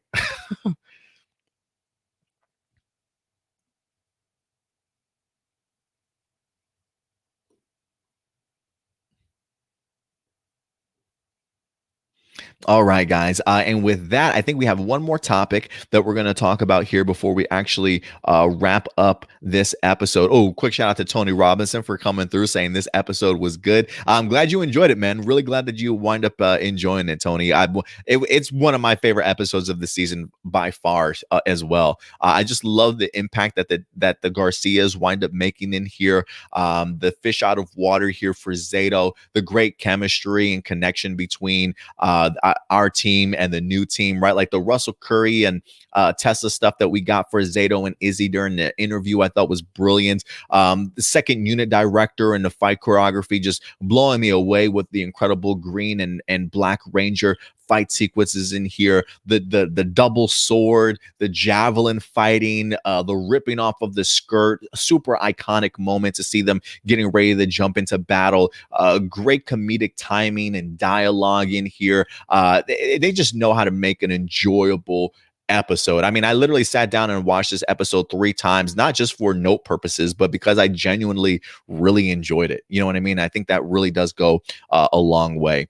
All right, guys. And the last topic of the day that I definitely want to go ahead and talk about is definitely going to be some Zenkaiger stuff as we transition over to Tokusatsu. Now, I was not expecting this information to drop. And, the idea of who the next Zenkaiger member is going to be, I mean, goodness, we're still getting introduced to them, right? When it comes to Zenkaiger, we've only been introduced to, outside of Zenkaiger himself in Kaito, we've only been introduced to 2 other Kikainoids in Gaon along with Jurin. This week, if I'm not mistaken, though, we should be expecting Majin to probably pop up in here as well in some case or another, but we haven't even gotten the full team yet, and it seems as though there may be another Zenkaiger out there. Guys, let's go ahead and get into this topic because it looks as though there's a Zenkai Red that's going to be popping up here and a lot sooner than even I was expecting, but not necessarily just on the show, but on a spinoff, guys. Let's get into this information because I had no idea that this was actually headed our way, but I find it so intriguing to be honest with you. So this actually comes to us from tokunation.com. It says Kikai Sentai Zenkaiger Zenkai Red Great Introduction Spinoff announced. Toei has announced a special streaming project for the 45th Super Sentai series titled Kikai Sentai Zenkaiger Zenkai Red Great Introduction. This miniseries features a new member of the Zenkaiger team, played by musician Daiki Issei. And I might have pronounced that wrong. Daiki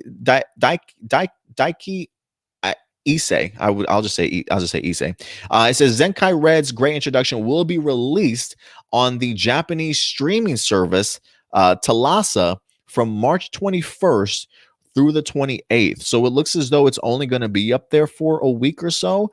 Oh, you know what? Let me see. I don't think the audio's on, but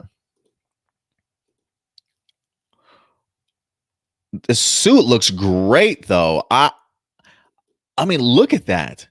Don't get me wrong. I love Zenkaiser's costume. I'm a big fan of the white. I really do appreciate the callback to more original times with Aka Ranger, Big One also type of thing.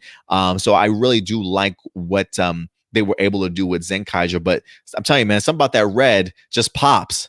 And handsome guy, pretty handsome guy for Zenkai Red here. I will be interested to see how he's introduced and how much of an impact is he really going to have. Oh, and also the trailer. That's right. The trailer is also showing, was this humanoid forms for Majin and Gaon? Oh, look at that costume. Come on, man. Red and white next to each other. That looks absolutely brilliant. Considering the fact that it's a spinoff and is only going to be released from for March 21st and the 28th, that feels like that's right around the corner. So I'm wondering, like, is this guy going to become a permanent fixture for this group, or is this just sort of like a one-off, if you will, and he won't be returning type of thing? I have no idea, but it just feels super quick to me considering the fact that we haven't been introduced to the entire crew as of yet. But I'll take it anyway. I'll take it anyway. I love just the idea of bringing us a new Zenkaiger, but also in a unique way in regards to just a little bit of a mini series. It says this mini series will feature a new member. So while it says March 21st through the 28th, I am wondering like how long that miniseries is. If it's just for that 1 week, is it just 2 episodes? Like, is it just can it be considered a miniseries if it's just 1 episode? I don't really know the full format of it as of yet, but I honestly love what I'm seeing and hearing here. So Zenkai Red is coming to the Zenkaiger team. Whether or not he's going to be a permanent fixture or just a one-off, who certainly knows? But he looks great, and I'm not too familiar with the musician that's playing him, but he looks like a pretty handsome guy. I don't know if he's got any acting experience in here also, but I'm definitely expecting them to crush it. And let me see if I can pull up this this picture, because they had if you guys want a much better shot of this character here, I honestly thought the Zenkai Red just really pops for me when I watch it. But here you go. Here's a much better look for you guys here. So yeah, for everybody that was wondering originally, right? Like, so is Zenkaiger considered a White Ranger or a Red Ranger? Very much a White Ranger, because there is a Zenkai Red out there for sure. But yeah, I definitely want to know your guys' thoughts in regards to this as well, ladies and gentlemen. So Zenkaiger bringing us new ways of introducing new additions to their team. So count me in, guys. Count me in. I don't know if I'm going to have access to that Talasa Japanese streaming service. I mean, I do have a VPN, so maybe I can change my address over to Japan to maybe watch it when it is in fact released on the streaming service. It says March 31st to the 28th, so I'm assuming maybe a 2-episode arc here. Like, when you look at the actual poster itself and it has those 2 dates revealed, it feels like an episode on the 21st and then an episode on the 28th, which is actually tomorrow. Technically here, it probably is already tomorrow over in Japan already, so it's probably already streaming. I'm wondering if we're gonna get English subtitles to this, because I would love to be able to have the opportunity to actually review this for you guys if I can. Also, I want to know how much of a bigger role, like what type of impact this might actually have on the series kind of going forward. A beautiful poster as well, I got to admit. But guys, I want to know your thoughts. You hear this Zenkai Red, is this our 6th member? Is this the guy that's going to be joining the team, or do we have somebody else that's going to be coming on board, right? Like, is there going to be a Zenkai Green at some point in time, also as maybe a more traditional 6th Ranger? Who certainly knows, guys? But Zenkaiger certainly has not been an average normal season of Super Sentai, rather unique in its own way. So I'm expecting them to go out of their way to continue to be even more unique as the season progresses. And it definitely seems as though that's the route that they're definitely taking. But guys, I want to know your thoughts. You see Zenkai Red. What are your first initial thoughts before actually watching the episode? Let me know your thoughts in the live chat or the comment section box below, ladies and gentlemen. Let's see here. Yusai, he says, suit is fire. Yeah, it is fire, man. That red really, really pops. I cannot wait to see what else it does in action. Let's see here.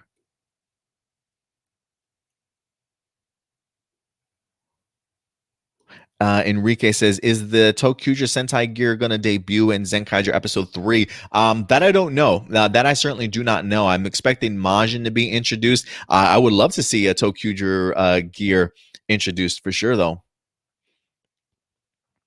AJ says, Zenkai Red definitely looks like Aqua Red, Big One, and Red Go Ranger. Zenkaiger definitely feels like an anniversary series. 10 years since Gokaiger. Yeah, it's certainly meant to feel like it's meant to be an anniversary series. So the fact that you feel like it is, that just means that they're certainly doing their job and doing it right. So I am glad that you're feeling it. But yeah, when I look at him, it definitely gives me more Aqua Red and Aqua Ranger vibes. Also when I watch it, just because of the fact that he is all red like that, even sporting the red cape like Aqua Ranger back in the day, which by the way, if you guys don't know, we are in fact doing reaction videos for Go Ranger, the first series of Super Sentai. We are in fact highlighting that on our Patreon page. So patreon.com/A+opinions. If you guys do want to become supporters, we do in fact have ourselves a Go Ranger reaction video that we're doing as we're embarking on the entire series a little bit. So we're becoming quite familiar with Aqua Ranger himself and the rest of the Go Ranger team as well. I believe we're about to get into like the 20s soon, I believe, for Go Ranger. So yeah, some great influences just looking at Zenkai Red. Yusai says it makes me feel hopeful that the Sixth Ranger could be Zenkai Black with that same suit scheme, or we get a Zenkai Red as our sixth. But chances are we're going to get Gold or a Silver Ranger. We'll see, Yusai. I am wondering if that Zenkai Red is in fact going to be our Sixth Ranger, or if he's just sort of a one-off, if you will. Ram Jam, what's up, man? Good to see you in the house. Thank you very much, man, for popping up in here. Matthew does say Zenkai Red does look very impressive, but honestly, I'm seeing this as much more of a two-time only thing. Okay, all right. Hey, you never know, Matthew. You never know, man. So I would be fascinated, like, if you are going to introduce us to him for just 2 episodes, are you going to have an explanation as to why Homeboy's no longer around? Right? Do they wind up just taking his Sentai gear for himself, and next thing you know, Zenkaiger can now turn from white to red if he certainly needs to. We'll see how it plays out.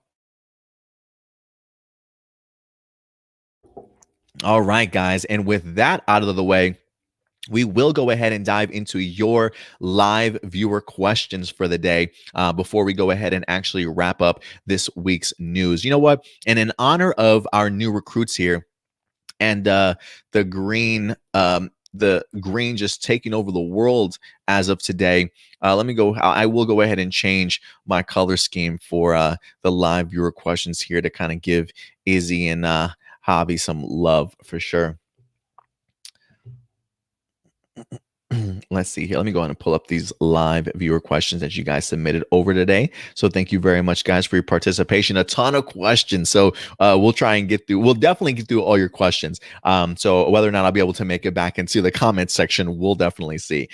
Jessica Fryman's got a couple questions. Hey, Adam, would you like to see a Power Rangers Transformers crossover movie? And would you like to see more former Ranger cameos?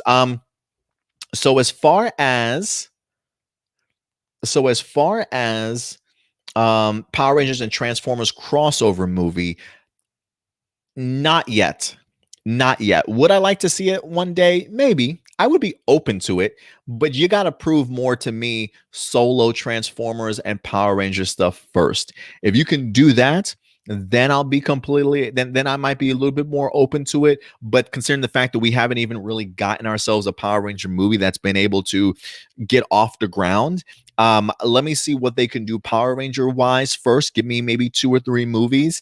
If Transformers comes roaring back after Bumblebee, which was great, if they can maybe knock out a couple more Transformers movies also, I would be okay with it if you can give me something really compelling. But no, I would focus on the actual individual movies first, though. So not right now. Maybe like 10 years down the line, maybe.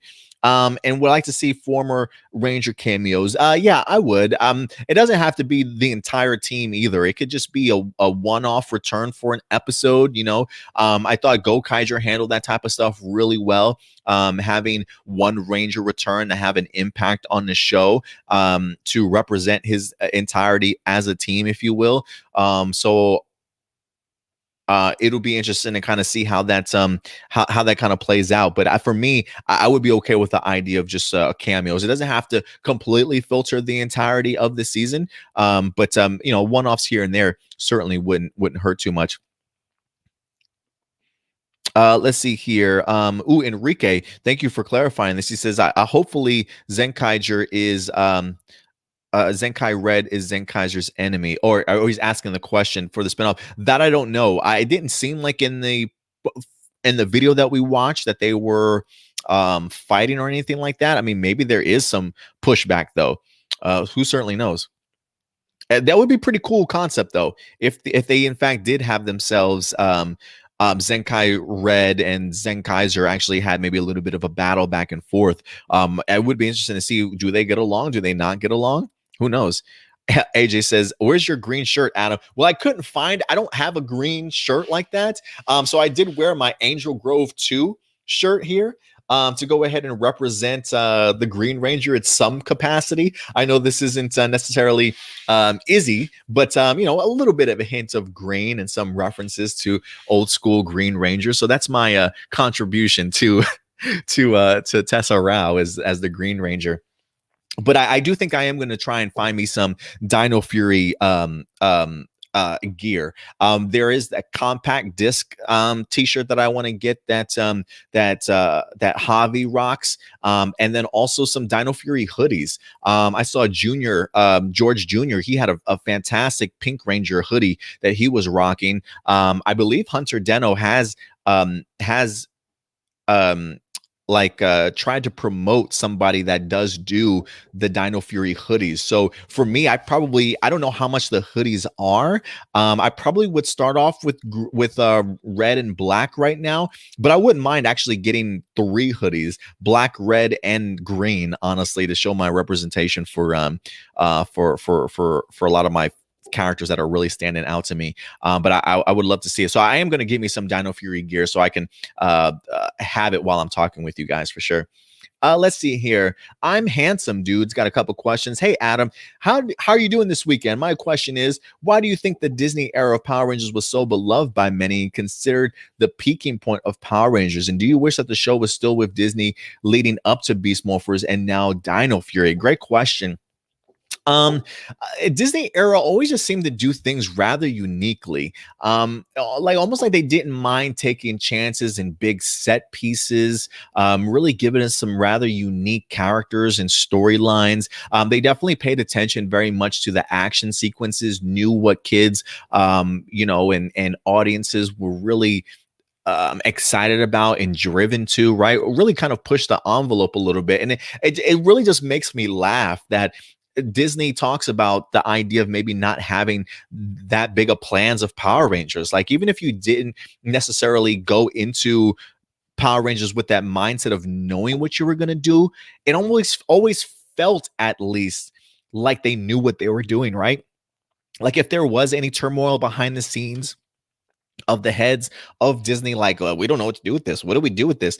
Whoever they put to be the showrunner or the director or the writer always pushed the envelope. So it always felt like they took care of it. You know, I think people recognize maybe the budget that they put behind it a little bit. And it just turned out to be a really fun seasons. And so I got to give Disney props for always kind of pushing the boundary a little bit when it comes to Power Rangers.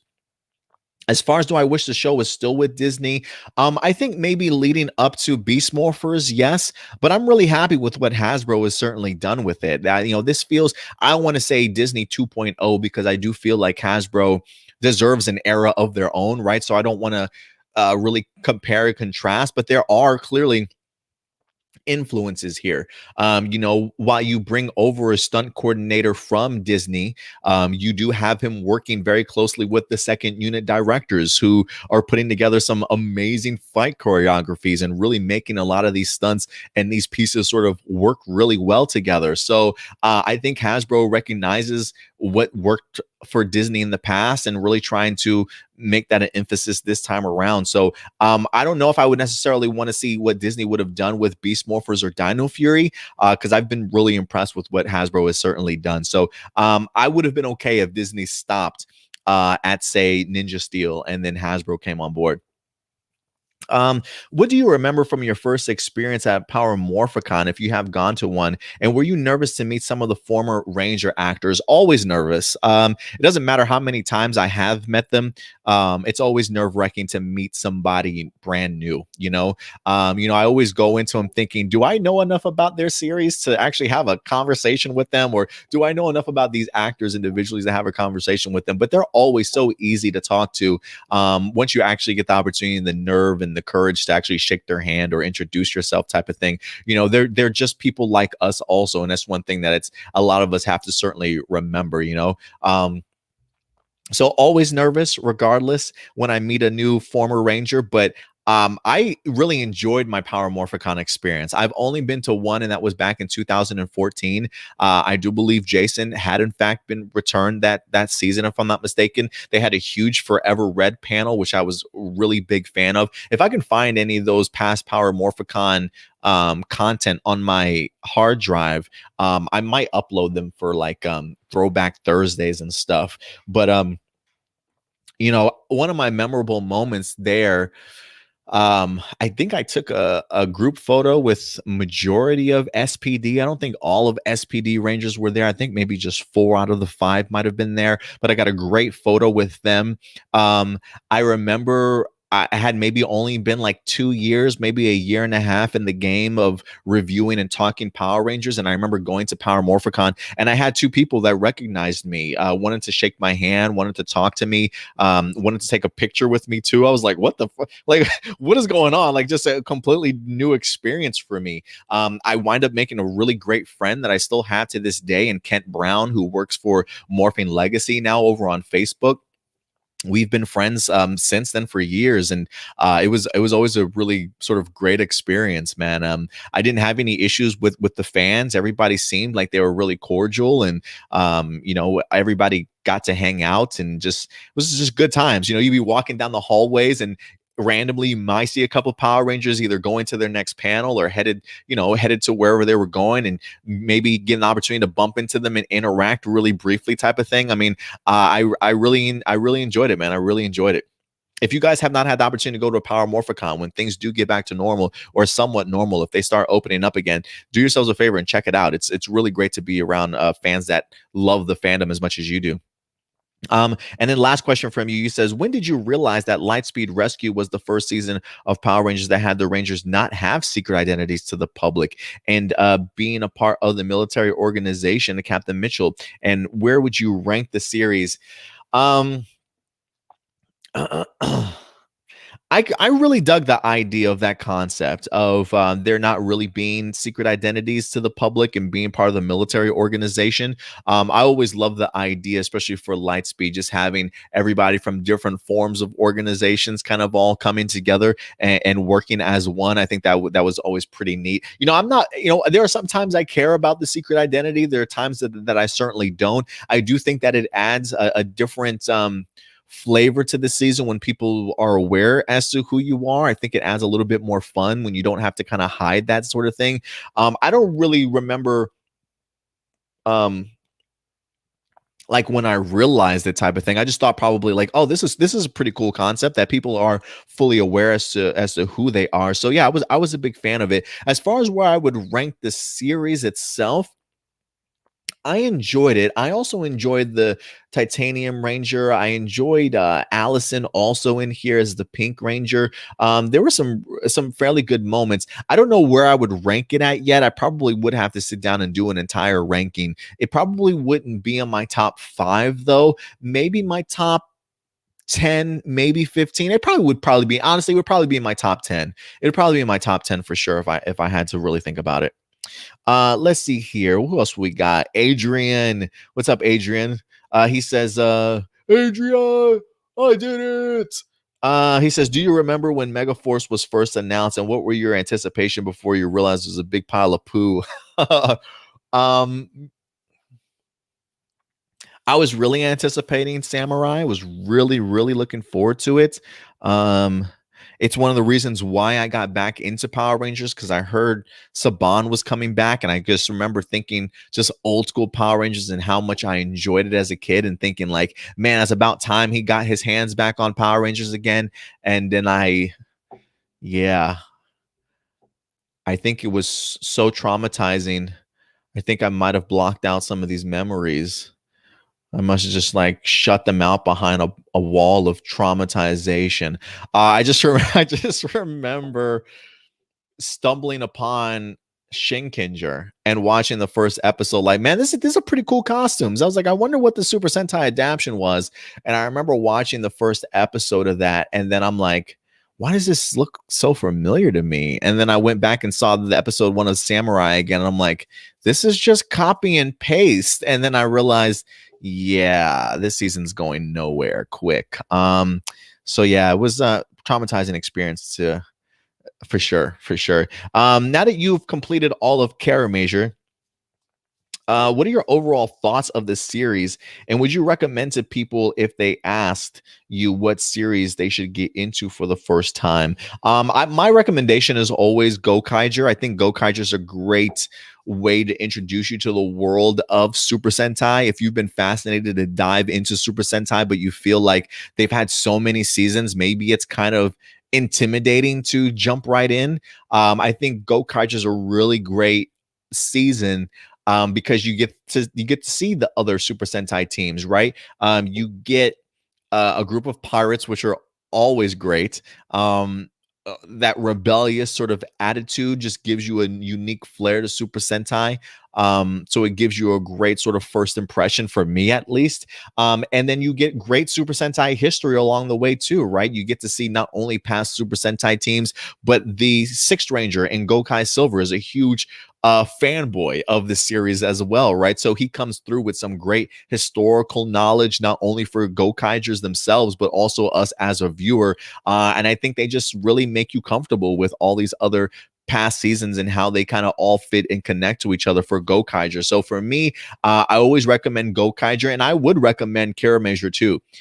Kara Major is definitely up there with the season because of the fact that it was just so damn lovable and enjoyable. Like, not probably it's probably not in my top 3. It might be in my top 5. Super Sentai seasons. Like, it didn't like blow me away. Like, holy guys, unbelievable. But it really impressed me. There was just such a fun-loving attribute about it with great action and storytelling, remarkable characters, a lightheartedness about it, didn't take itself too overly seriously, but still had some really emotionally charged episodes, great character development. It was just an overall like great mystery, great personal drama also between the Planet Crystallians and their family and things like that. I just was really impressed. I was just really impressed from front to back. Just had an overall thrilling of a time watching it. And so if anybody's ever interested, I would recommend Kara Major as well for a season to just sit back, relax, and enjoy the ride, man. Because I don't think you can do any wrong when it comes to when it comes to that. So yeah, those would be my suggestions and some of my overall thoughts in general. The only overall thought, like the only negative that I really have for Kara Major, and I've mentioned this before, was the lovely coincidence, you know, of the connection of Juru and King Orden a little bit. I was really hoping for more oomph in that storyline, or at least answers to it. But without spoiling it, I'll let you guys certainly enjoy it. Why do you think Power Rangers is loved by so many people? And do you hope for Power Rangers to get even better over the years, or be on the same level as Marvel? Well, first off, let me just say, I don't think you need to be on the same level as Marvel to be successful. I think you can still have a bigger success rate than what Power Rangers is at now and still not be at the level of Marvel. But I want them to inspire to certainly be as big as Marvel, if that makes sense. You know what I mean? Get those creative juices flowing. Bring some uniqueness to the show. Flip it on its head a little bit. Really get people hyped for what they're certainly getting. And again, this episode was practically all original footage, and look how amazing it certainly was. Right, outside of the Zord battle stuff that we wind up getting. So, I don't think it needs to be on the same level as Marvel or get there to be successful, but I want them to have that inspiration to try and get to that point, if you will. As far as why do I think it's loved by so many, I do think that just a fun loving aspect of inclusion, diversity, lightheartedness, not taking itself too seriously. There are some seasons where the action is just incredible in and of itself sometimes.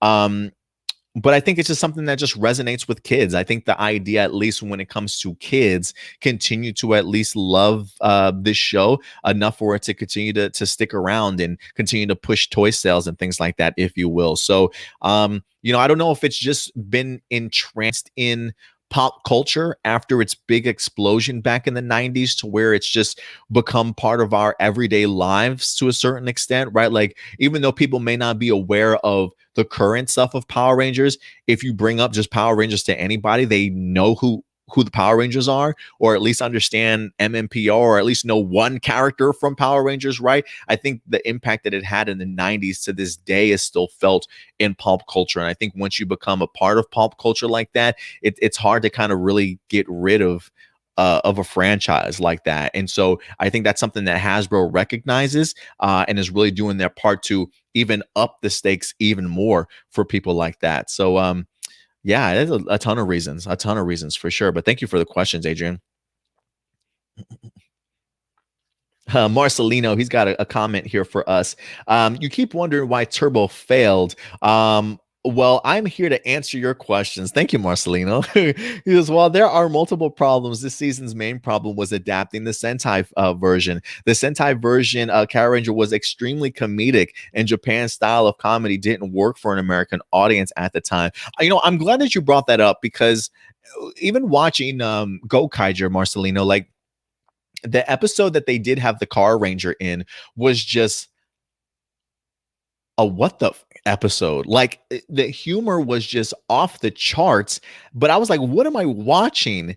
And I remember somebody, I don't know if it was Not Ultra or somebody in the comment section was like, yeah, Car Ranger was a really comedic season, really over the top season. And so the fact that you mentioned that, I can kind of see that being really difficult to kind of adapt a little bit, especially back in the 90s when, maybe humor wasn't utilized as best as it maybe is now these days. But you even look at,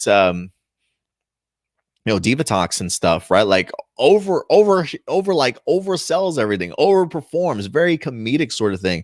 You're right. There is like an extra lightheartedness about Turbo that maybe just didn't connect really well. So that's a great point that you bring up. You say, so Saban decided to combine Japanese comedy and American comedy, which didn't gel well together. Other factors included the fact that Justin felt like know-it-all and was unrelatable. The villains were stupid. The cast for the first half mainly did random jobs instead of focusing on them as characters. The Turbo movie bringing a bridge to the TV show. Zeo not getting an ending. The first half of the season had detonator plots, and storylines were completely dropped. There was one storyline Demetria and Divatox were going to be sisters, but then got dropped after the episode where Demetria found out she has a sister. There was even rumors where the writing staff wanted to use the serious and mature elements that they were going to adapt Jetman instead, because it would have been material needed to make a more serious and mature season of Power Rangers, basically RPM in 97. So I hope that answers your questions on why Turbo failed. I mean, yeah.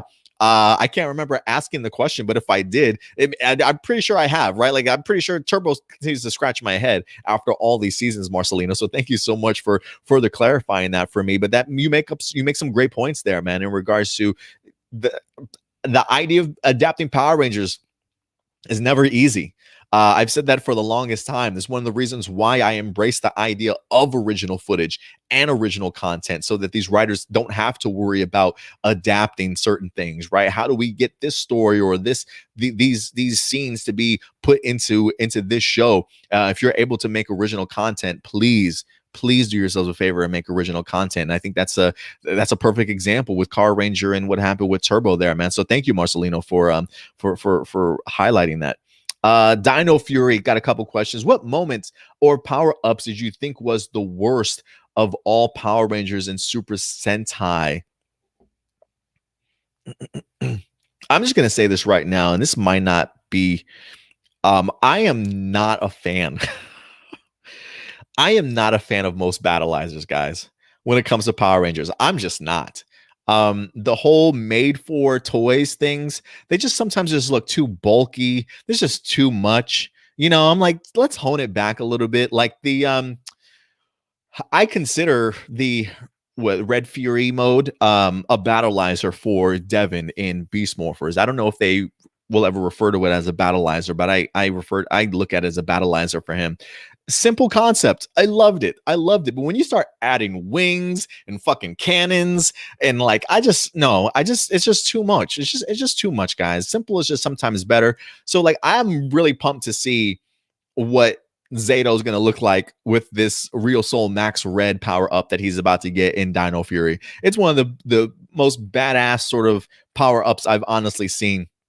But honestly, when it comes to Power Rangers, I'm not a fan of battleizers. So I can put a lot of those battleizers on the list, to be perfectly honest with you. It just looks blocky. It looks chunky. It looks like they can't even move in it sometimes. I just those aren't for me, to answer your question. What's your reaction when Power Rangers in Space was the second series to be transitioned from Turbo? And what did you not expect in the series? I didn't expect I didn't expect it to even connect all the way back to Zordon the way that it did. I definitely didn't expect to love the villains and the storyline as much as I did. I think the deep connection of Andros and Astronema blew me away when you eventually found out their connection. I didn't know that was the route that they were going to take at all. And that really honestly won me over. And for me, this even helps like TJ and Cassie become like even bigger roles for me outside of their roles in Turbo. I really like the way that they were kind of utilized in space. It was just always a really unique show. Like the idea of taking it into space, different worlds, different settings and stuff. They really did, different like color palettes, right, to kind of change up the planet scenario and stuff. I was a really big fan of seeing how Astronema and Andros, how that storyline kind of came up. But I loved it. I love the idea of like, I was always a big fan of connecting the series. So when one series ended, you always had that connection to the upcoming season, if you will. It was always really unique to me. I don't feel like I watched other television shows back in the day that were as connected, right? That always felt very much like the pre-MCU, it's all connected type of mentality that really won me over as a kid, because knowing that I was going to go and continue along with these characters. So the fact that I got to see some of the Turbo characters, which even though I wasn't a fan of Turbo, being shot into space, that was a win for me, because I just felt like we were embarking in uncharted territory now when it comes to Power Rangers. So I thought that was really neat. What tokusatsu series do you want to get into for the future that isn't Super Sentai? I personally feel like maybe Ultraman.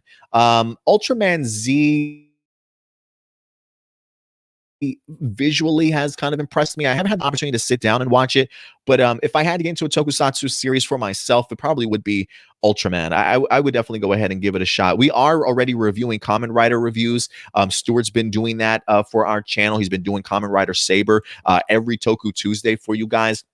And over on our Patreon, he also does Ryuki reviews and Dragon Knight, if I'm not mistaken. I think 1 week he does Ryuki, the following week he does Dragon Knight. I think it's like as a compare and contrast for each of the episodes type of thing.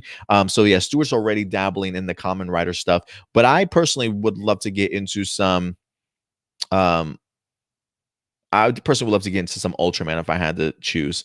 AJ says, what do you think of today's episode of Dino Fury? And as I write this, Izzy and Javi may or have not yet become the new Black and Green Rangers. If so, did the anticipation pay off? And what do you want to see for the two Garcia siblings? Yeah, the anticipation paid off. I was already hyped for this episode. I think Simon Bennett hyped me a little bit too when he mentioned the idea that this was going to be one of his favorite episodes of the season.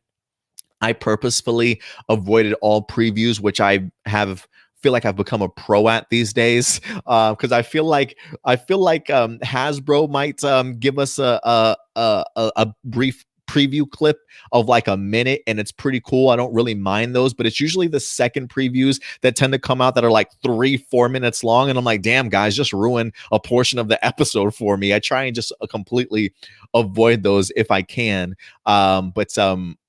It still managed to live up to my anticipation level, despite how enthusiastic I was to go ahead and actually get into it, honestly. So yeah, as far as like what do I want to see from the two Garcia siblings, I want to see how they make an impact, and they definitely did in here so far. The sibling connection here and the synergy that gets pointed out by Zato is a real thing. You can see it for people who haven't even been on a Power Ranger team before.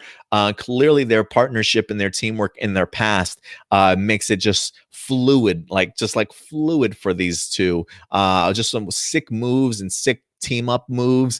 Just incredible to see what they were capable of. But I also love seeing that they have their own sort of storyline and elements for themselves, you know, that they're not always going to be stuck by the wayside like Toa and Bomba certainly was, right? Like Javi now, he not only is a musician, but he also has a job now at Buzz Blast. So it'll be interesting to see him sort of as a reporter. How does he balance that life with his music life and his Power Ranger life, right? And then you've got Izzy, who is in fact this top tier student. So I'm sure we're going to be seeing her very athletic, very sporty, if you will. But yet still having some fun with the idea of being a Power Ranger, and still showcasing that confidence and that wit and that banter that she certainly has about her that I thoroughly enjoy. So like I feel like I feel like Izzy's just on my vibe, like just in regards to her response, maybe some of her humor and her one-liners and things like that. Like I definitely roll with both of them, but I'm excited to see what else they bring to the team definitely going forward. What did you think about this week's second episode of when did you send this? Yesterday? What did you think of this week's second episode of Zenkaiger? And what did you not expect to see 2 episodes in? I myself was shocked when the Zenkaigers used the ninja power attacks, and I tear up when I saw the 3 Hurricanegers. Yeah, it was pretty cool to see them utilize the Hurricaneger abilities. I thought that was pretty neat, especially when they go into the special attack mode where they go behind the blinders and you just see like their silhouettes like sort of chopping down some of the Kikainoid troopers. That was pretty cool to kind of see them in. But yeah, no, I was a big fan of the second episode. We do have our review for Zenkaiger up on our YouTube page if you haven't had the opportunity to check it out. You know, Gown was a very interesting addition to the team. You know, Jurin still connects a little bit with me more, but again, we're only 2 episodes in. But loved his adoration, or you know, his love for humans or just life in general. The lengths that he'll certainly go to protect that as well, and just his fondness of Kaido. It's pretty infectious to kind of see just that level of like that bubbly personality that he winds up sort of bringing to the Zenkaiger team. I'll be fascinated to see how his personality bounces off of everybody. And it's also just really intriguing to see somebody like Gown, who is a Kikainoid himself, yet not necessarily getting along with other Kikainoids, right? Like you do know you're a Kikainoid yourself, right? It's almost like a big dog that's a puppy, but doesn't realize how big it is, so it still wants to be treated like a puppy, right? It's the idea, like it's almost like Gown wants to be human, but he doesn't recognize the idea that he's still Kikainoid. Like he just has a really big fascination with that. So I will be interested to see how things turn out, but really impressed with it. Really impressed with it. I did not expect the action to hit me as impactfully as it did. But I've been really impressed, especially with just some of the wire work and the fight choreography for some of these Kikainoids to look as bulky as they do, to be able to maneuver, especially in their small form, is really impressive. And I thought Gown really showcased that in this week's episode. And even the Zord battle was kind of floored me a little bit, just with the brand new techniques, shot wise, you know, special effects wise. seeing the camera move a lot more, has a lot more energy, very kinetic. So you get a ton of great new angles and stuff and special effects added to it. I was really blown away. I wasn't expecting to enjoy those fight sequences as much as I did. Quick shout out to let's see here, Delta PS. What's up, Delta? Appreciate you coming through. And M, what's up? M says today's original fight scenes in Dino Fury was better than the choreography of the 2017 movie. Absolutely, Emma. I would definitely agree with you there. You know, to be fair to the 2017 fight choreography crew, they did put their heart and soul into that fight choreography. There is behind the scenes footage of what the fight choreography should have looked like for 2017, but unfortunately it was cut from the film and not utilized to its fullest. So I definitely do appreciate what the 2017 fight choreography gave us. It's just a shame that not many people got the opportunity to see it, unfortunately. AJ's last question says, now that we have the 5 of the core Dino Fury Rangers, looking backwards, what were some of your favorite moments from Mighty Morphin, Dino Thunder, and Dino Charge as the past Dino seasons? Well, some of my favorite moments from like Mighty Morphin for me, definitely Green with Envy or Green with Evil, whatever the case. I can't remember what the name of the title was, but loving to see Tommy's just appearance. I just remember that just changed me as a kid. Seeing an evil ranger, infiltrating the high school as a student. That shit just blew my mind when I first saw it. So it's super memorable for me. Dino Thunder. It's so funny that all my memorable moments have to do with Tommy. Just seeing Tommy return, I thought was brilliant. Like having that connection to the past season was great to me. And I love just that history lesson that we wind up getting over time from Tommy about the past Rangers and things like that. I really love the storyline with the villains for Dino Thunder, along with another evil 6th Rangers. There's some really great moments. And I even love just the high school elements for Dino Thunder that always stuck out to me. The fact that they had like a prom or a school dance. I was always glad that they really embraced that high school sort of element to Dino Thunder. It just really, really worked for me, honestly. So I was a really big fan of that. As far as Dino Charge, for some reason, when I think of Dino Charge, man, I think of just Shelby and Tyler's great connection. I always love that shy, innocent flirting type of thing between them. Brennan was always a great Red Ranger to me. Him and Shelby always jump out at me whenever I think of that series, honestly. JB says, what's this? Tommy's laugh used to scare me. Yeah, I can see that, JB. I can see that for sure. Let's see here. Johnny Marrero. Johnny, what was your favorite from the new episode of New Recruits? Oh man, some of my favorites.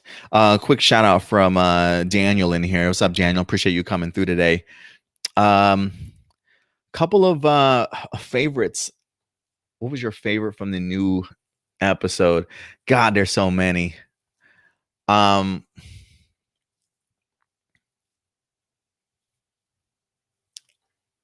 right off the bat. Coolio. My friend Ollie taught me that. Amelia, you didn't hear that. That's fucking great. I loved it. I love that.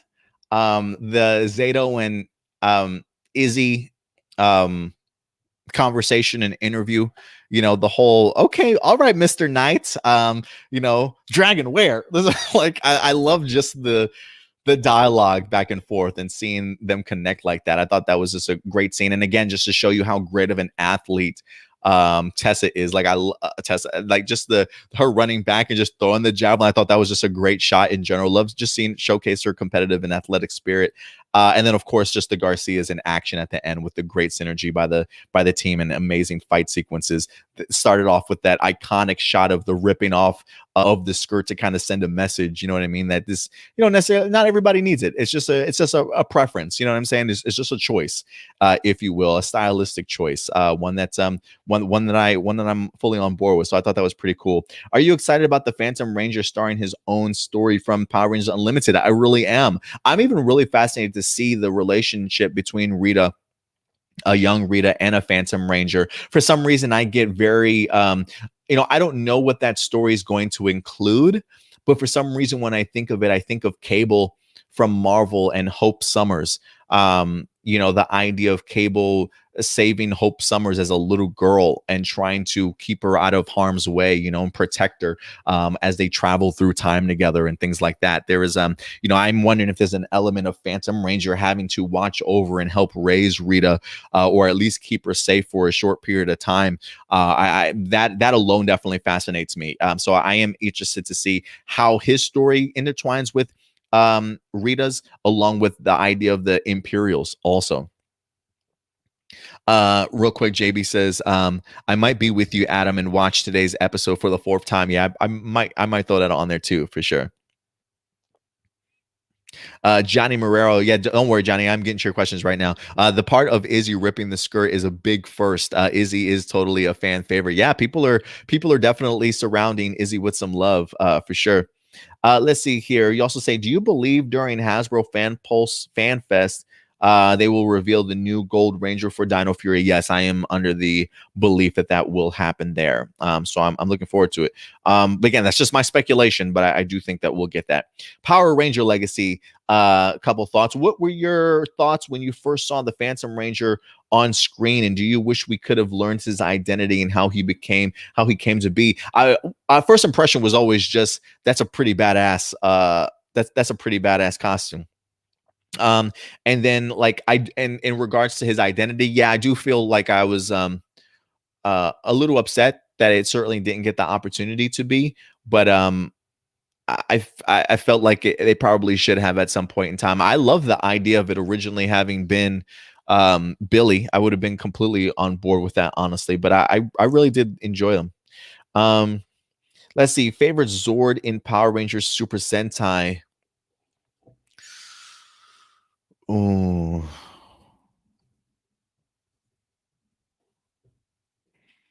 For me, right off the bat, this one always sticks with me, the Red Dragon Thunder Zord.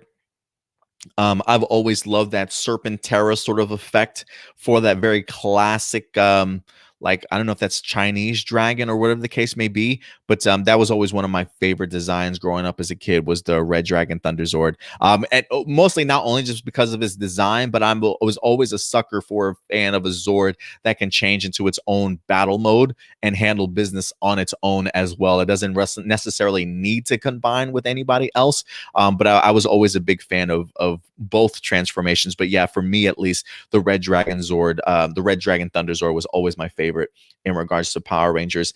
As far as Super Sentai goes,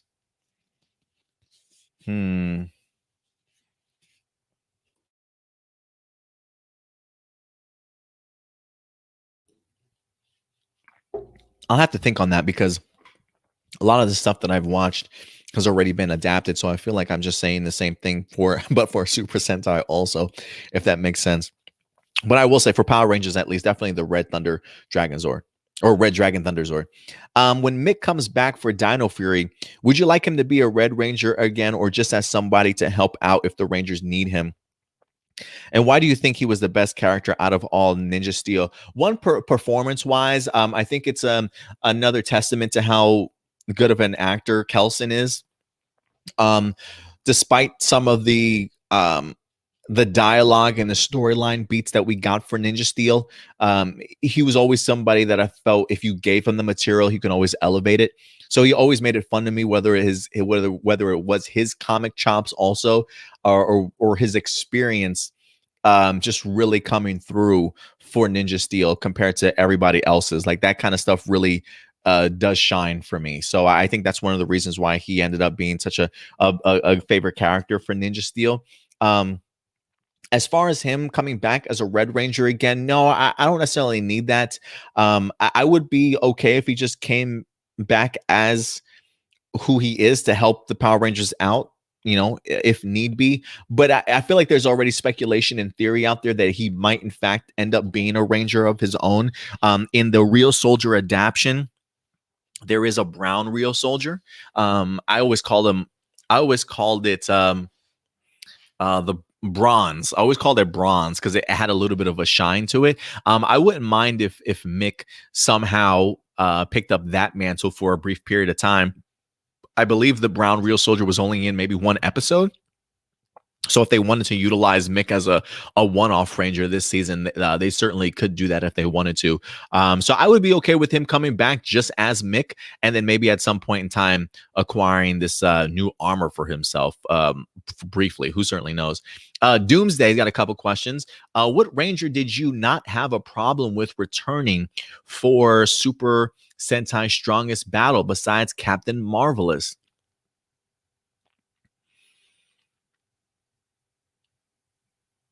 Whom did I not have a problem with returning? I mean, I don't necessarily say I had a problem with anybody returning. If there was one person that I saw returning that I thought to myself, what is going to happen here? It probably was, is it Igasaki from Ninja, the Red Ranger? I was never a really big fan of that season of Ninja, but the way that they utilized him this season, in that miniseries, I thought was a really great sort of compliment to a lot of the other personalities on that team. To have somebody like him trying to smooth over Captain Marvelous, I thought was really brilliant. You know, they kind of put a smile on his face a little bit. I'm not the biggest fan of his humor, but it does kind of make me chuckle a little bit looking back at some of his jokes from Dino Fury when he was trying to get Captain Marvelous. Like, he does this butt joke, I think, where he puts his arm up and he's like, what did he say? He's like, I'm a butt or something like that, like the little crack. I can't remember what he does, but not somebody that I cared to see again. But I was really it really worked out for me when I actually watched the miniseries itself. So I was surprised I didn't have that big of a problem with him returning, I guess. It was great to see Kagura also from Tokuja return. How do you think Tessa Rao did playing Izzy, the first female Green Ranger? I think she made it her own. I think she made herself unique unto the Green Rangers, or just female Rangers in general. You know, like when I think of Izzy Garcia, I don't really see a comparison. Well, I don't want to say I don't see a comparison, but right off the top, just she seems like she is in a lane of her own right now. And for me, I think that's all that you can ask for. I think she's a really great actress. I think she elevates whatever you certainly give her, and I think she just brought Izzy to life, and some really great moments in here to make a very iconic first, if you will. You know, we've talked about the realm that Tessa Rao is getting into, you know, this Hall of Fame of Rangers, if you will, going in there with other popular and epic Hall of Fame Green Rangers, and now she gets the opportunity to join that Hall of Fame club. Also, first impressions, I think she's going to knock this out of the park. So I'm really expecting new things for sure. Let's see here. A quick shout out to Jay. Thank you very much, Jay, for coming through. Says, hi, I'm new to this channel. I clicked on this video as soon as I saw the title Power Rangers. I grew up watching the series. Well, welcome. Thank you very much for being on board. Feel free to, everybody will certainly make you feel at home and welcome here, man. So thank you very much for your time and opportunity. And hopefully you like our content and continue to come back.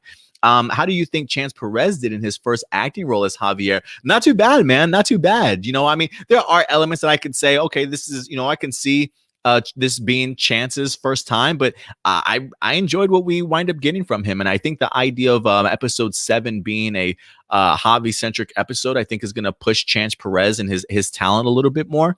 I don't think that they asked too much of Chance in here. I think they gave him a great amount of screen time, enough for him to, you know, shine in his own sort of ways. But I definitely agree. Trent, what's up, Trent? Appreciate you coming through. Somebody else also referenced the idea that they Johnny also says that, yeah, he says Izzy totally has that Roxy sass. Yeah, she definitely does have that Roxy sass. That's exactly what Trent was referring to also. Just the way that she handles herself, you know, she clearly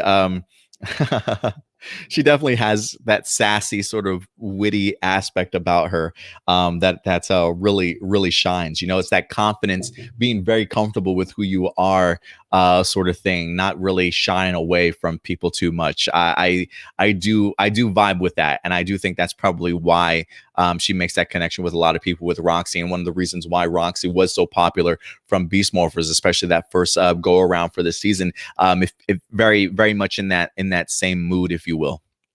So I definitely agree with you guys there for sure.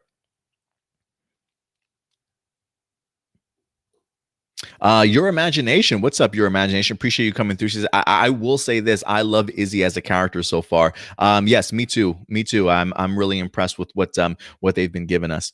Let's see here. And last couple of questions. This comes to us from L'Oreal. What was your favorite part of Dino Fury today? Just to reiterate, definitely the ripping off of the skirts, seeing Izzy really kind of take a stance of just her stylistic preferences there, giving us a first when it comes to female Green Rangers, and really a first in the idea of a female Ranger not wearing a skirt, if you will. I thought that was pretty awesome. And I don't mind the idea of them changing it up and just, she's just not a skirt person. You know what I'm saying? She definitely seems more like a pants and shorts type of gal. um, but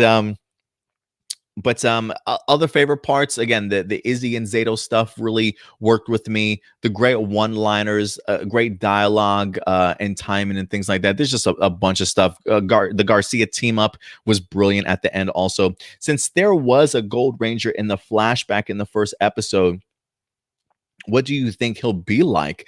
I don't know. That Green Ranger, that Gold Ranger that we saw in the flashback definitely is not our Jordan Fight sort of character for the Gold Ranger, or at least maybe he is, maybe he isn't. I'll be fascinated to see if that Gold Ranger, if he's somebody new, or if he is also from the past, like if him and Zato maybe might have been friends at some particular point in time, and he too sort of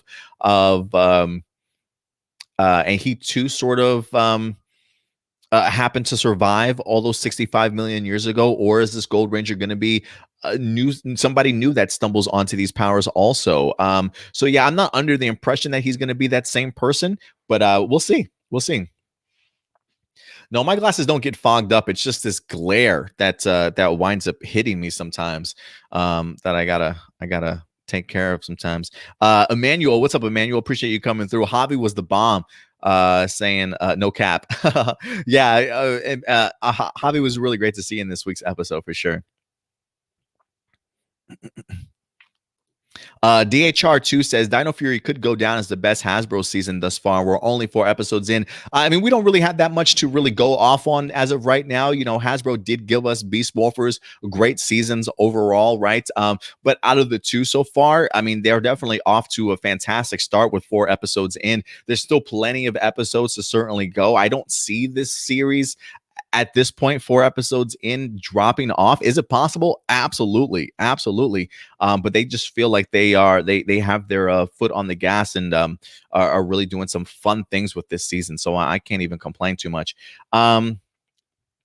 Dino Fury is starting to be one of the best Rangers series in years. Am I right?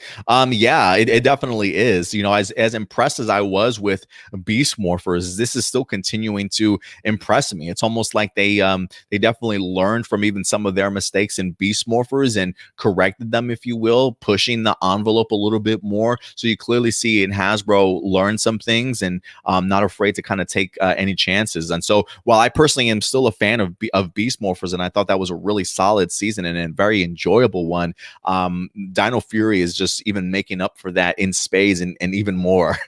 So it's been really, really impressive. But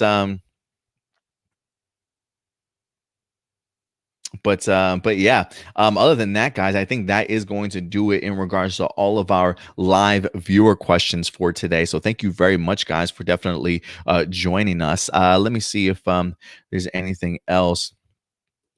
AJ does say, when I first saw Chance work at the museum, I thought he was an undercover agent, similar to Will from Operation Overdrive, but Will was a hacker. Yeah, no, he's just Chance is just a journalist at this point in time.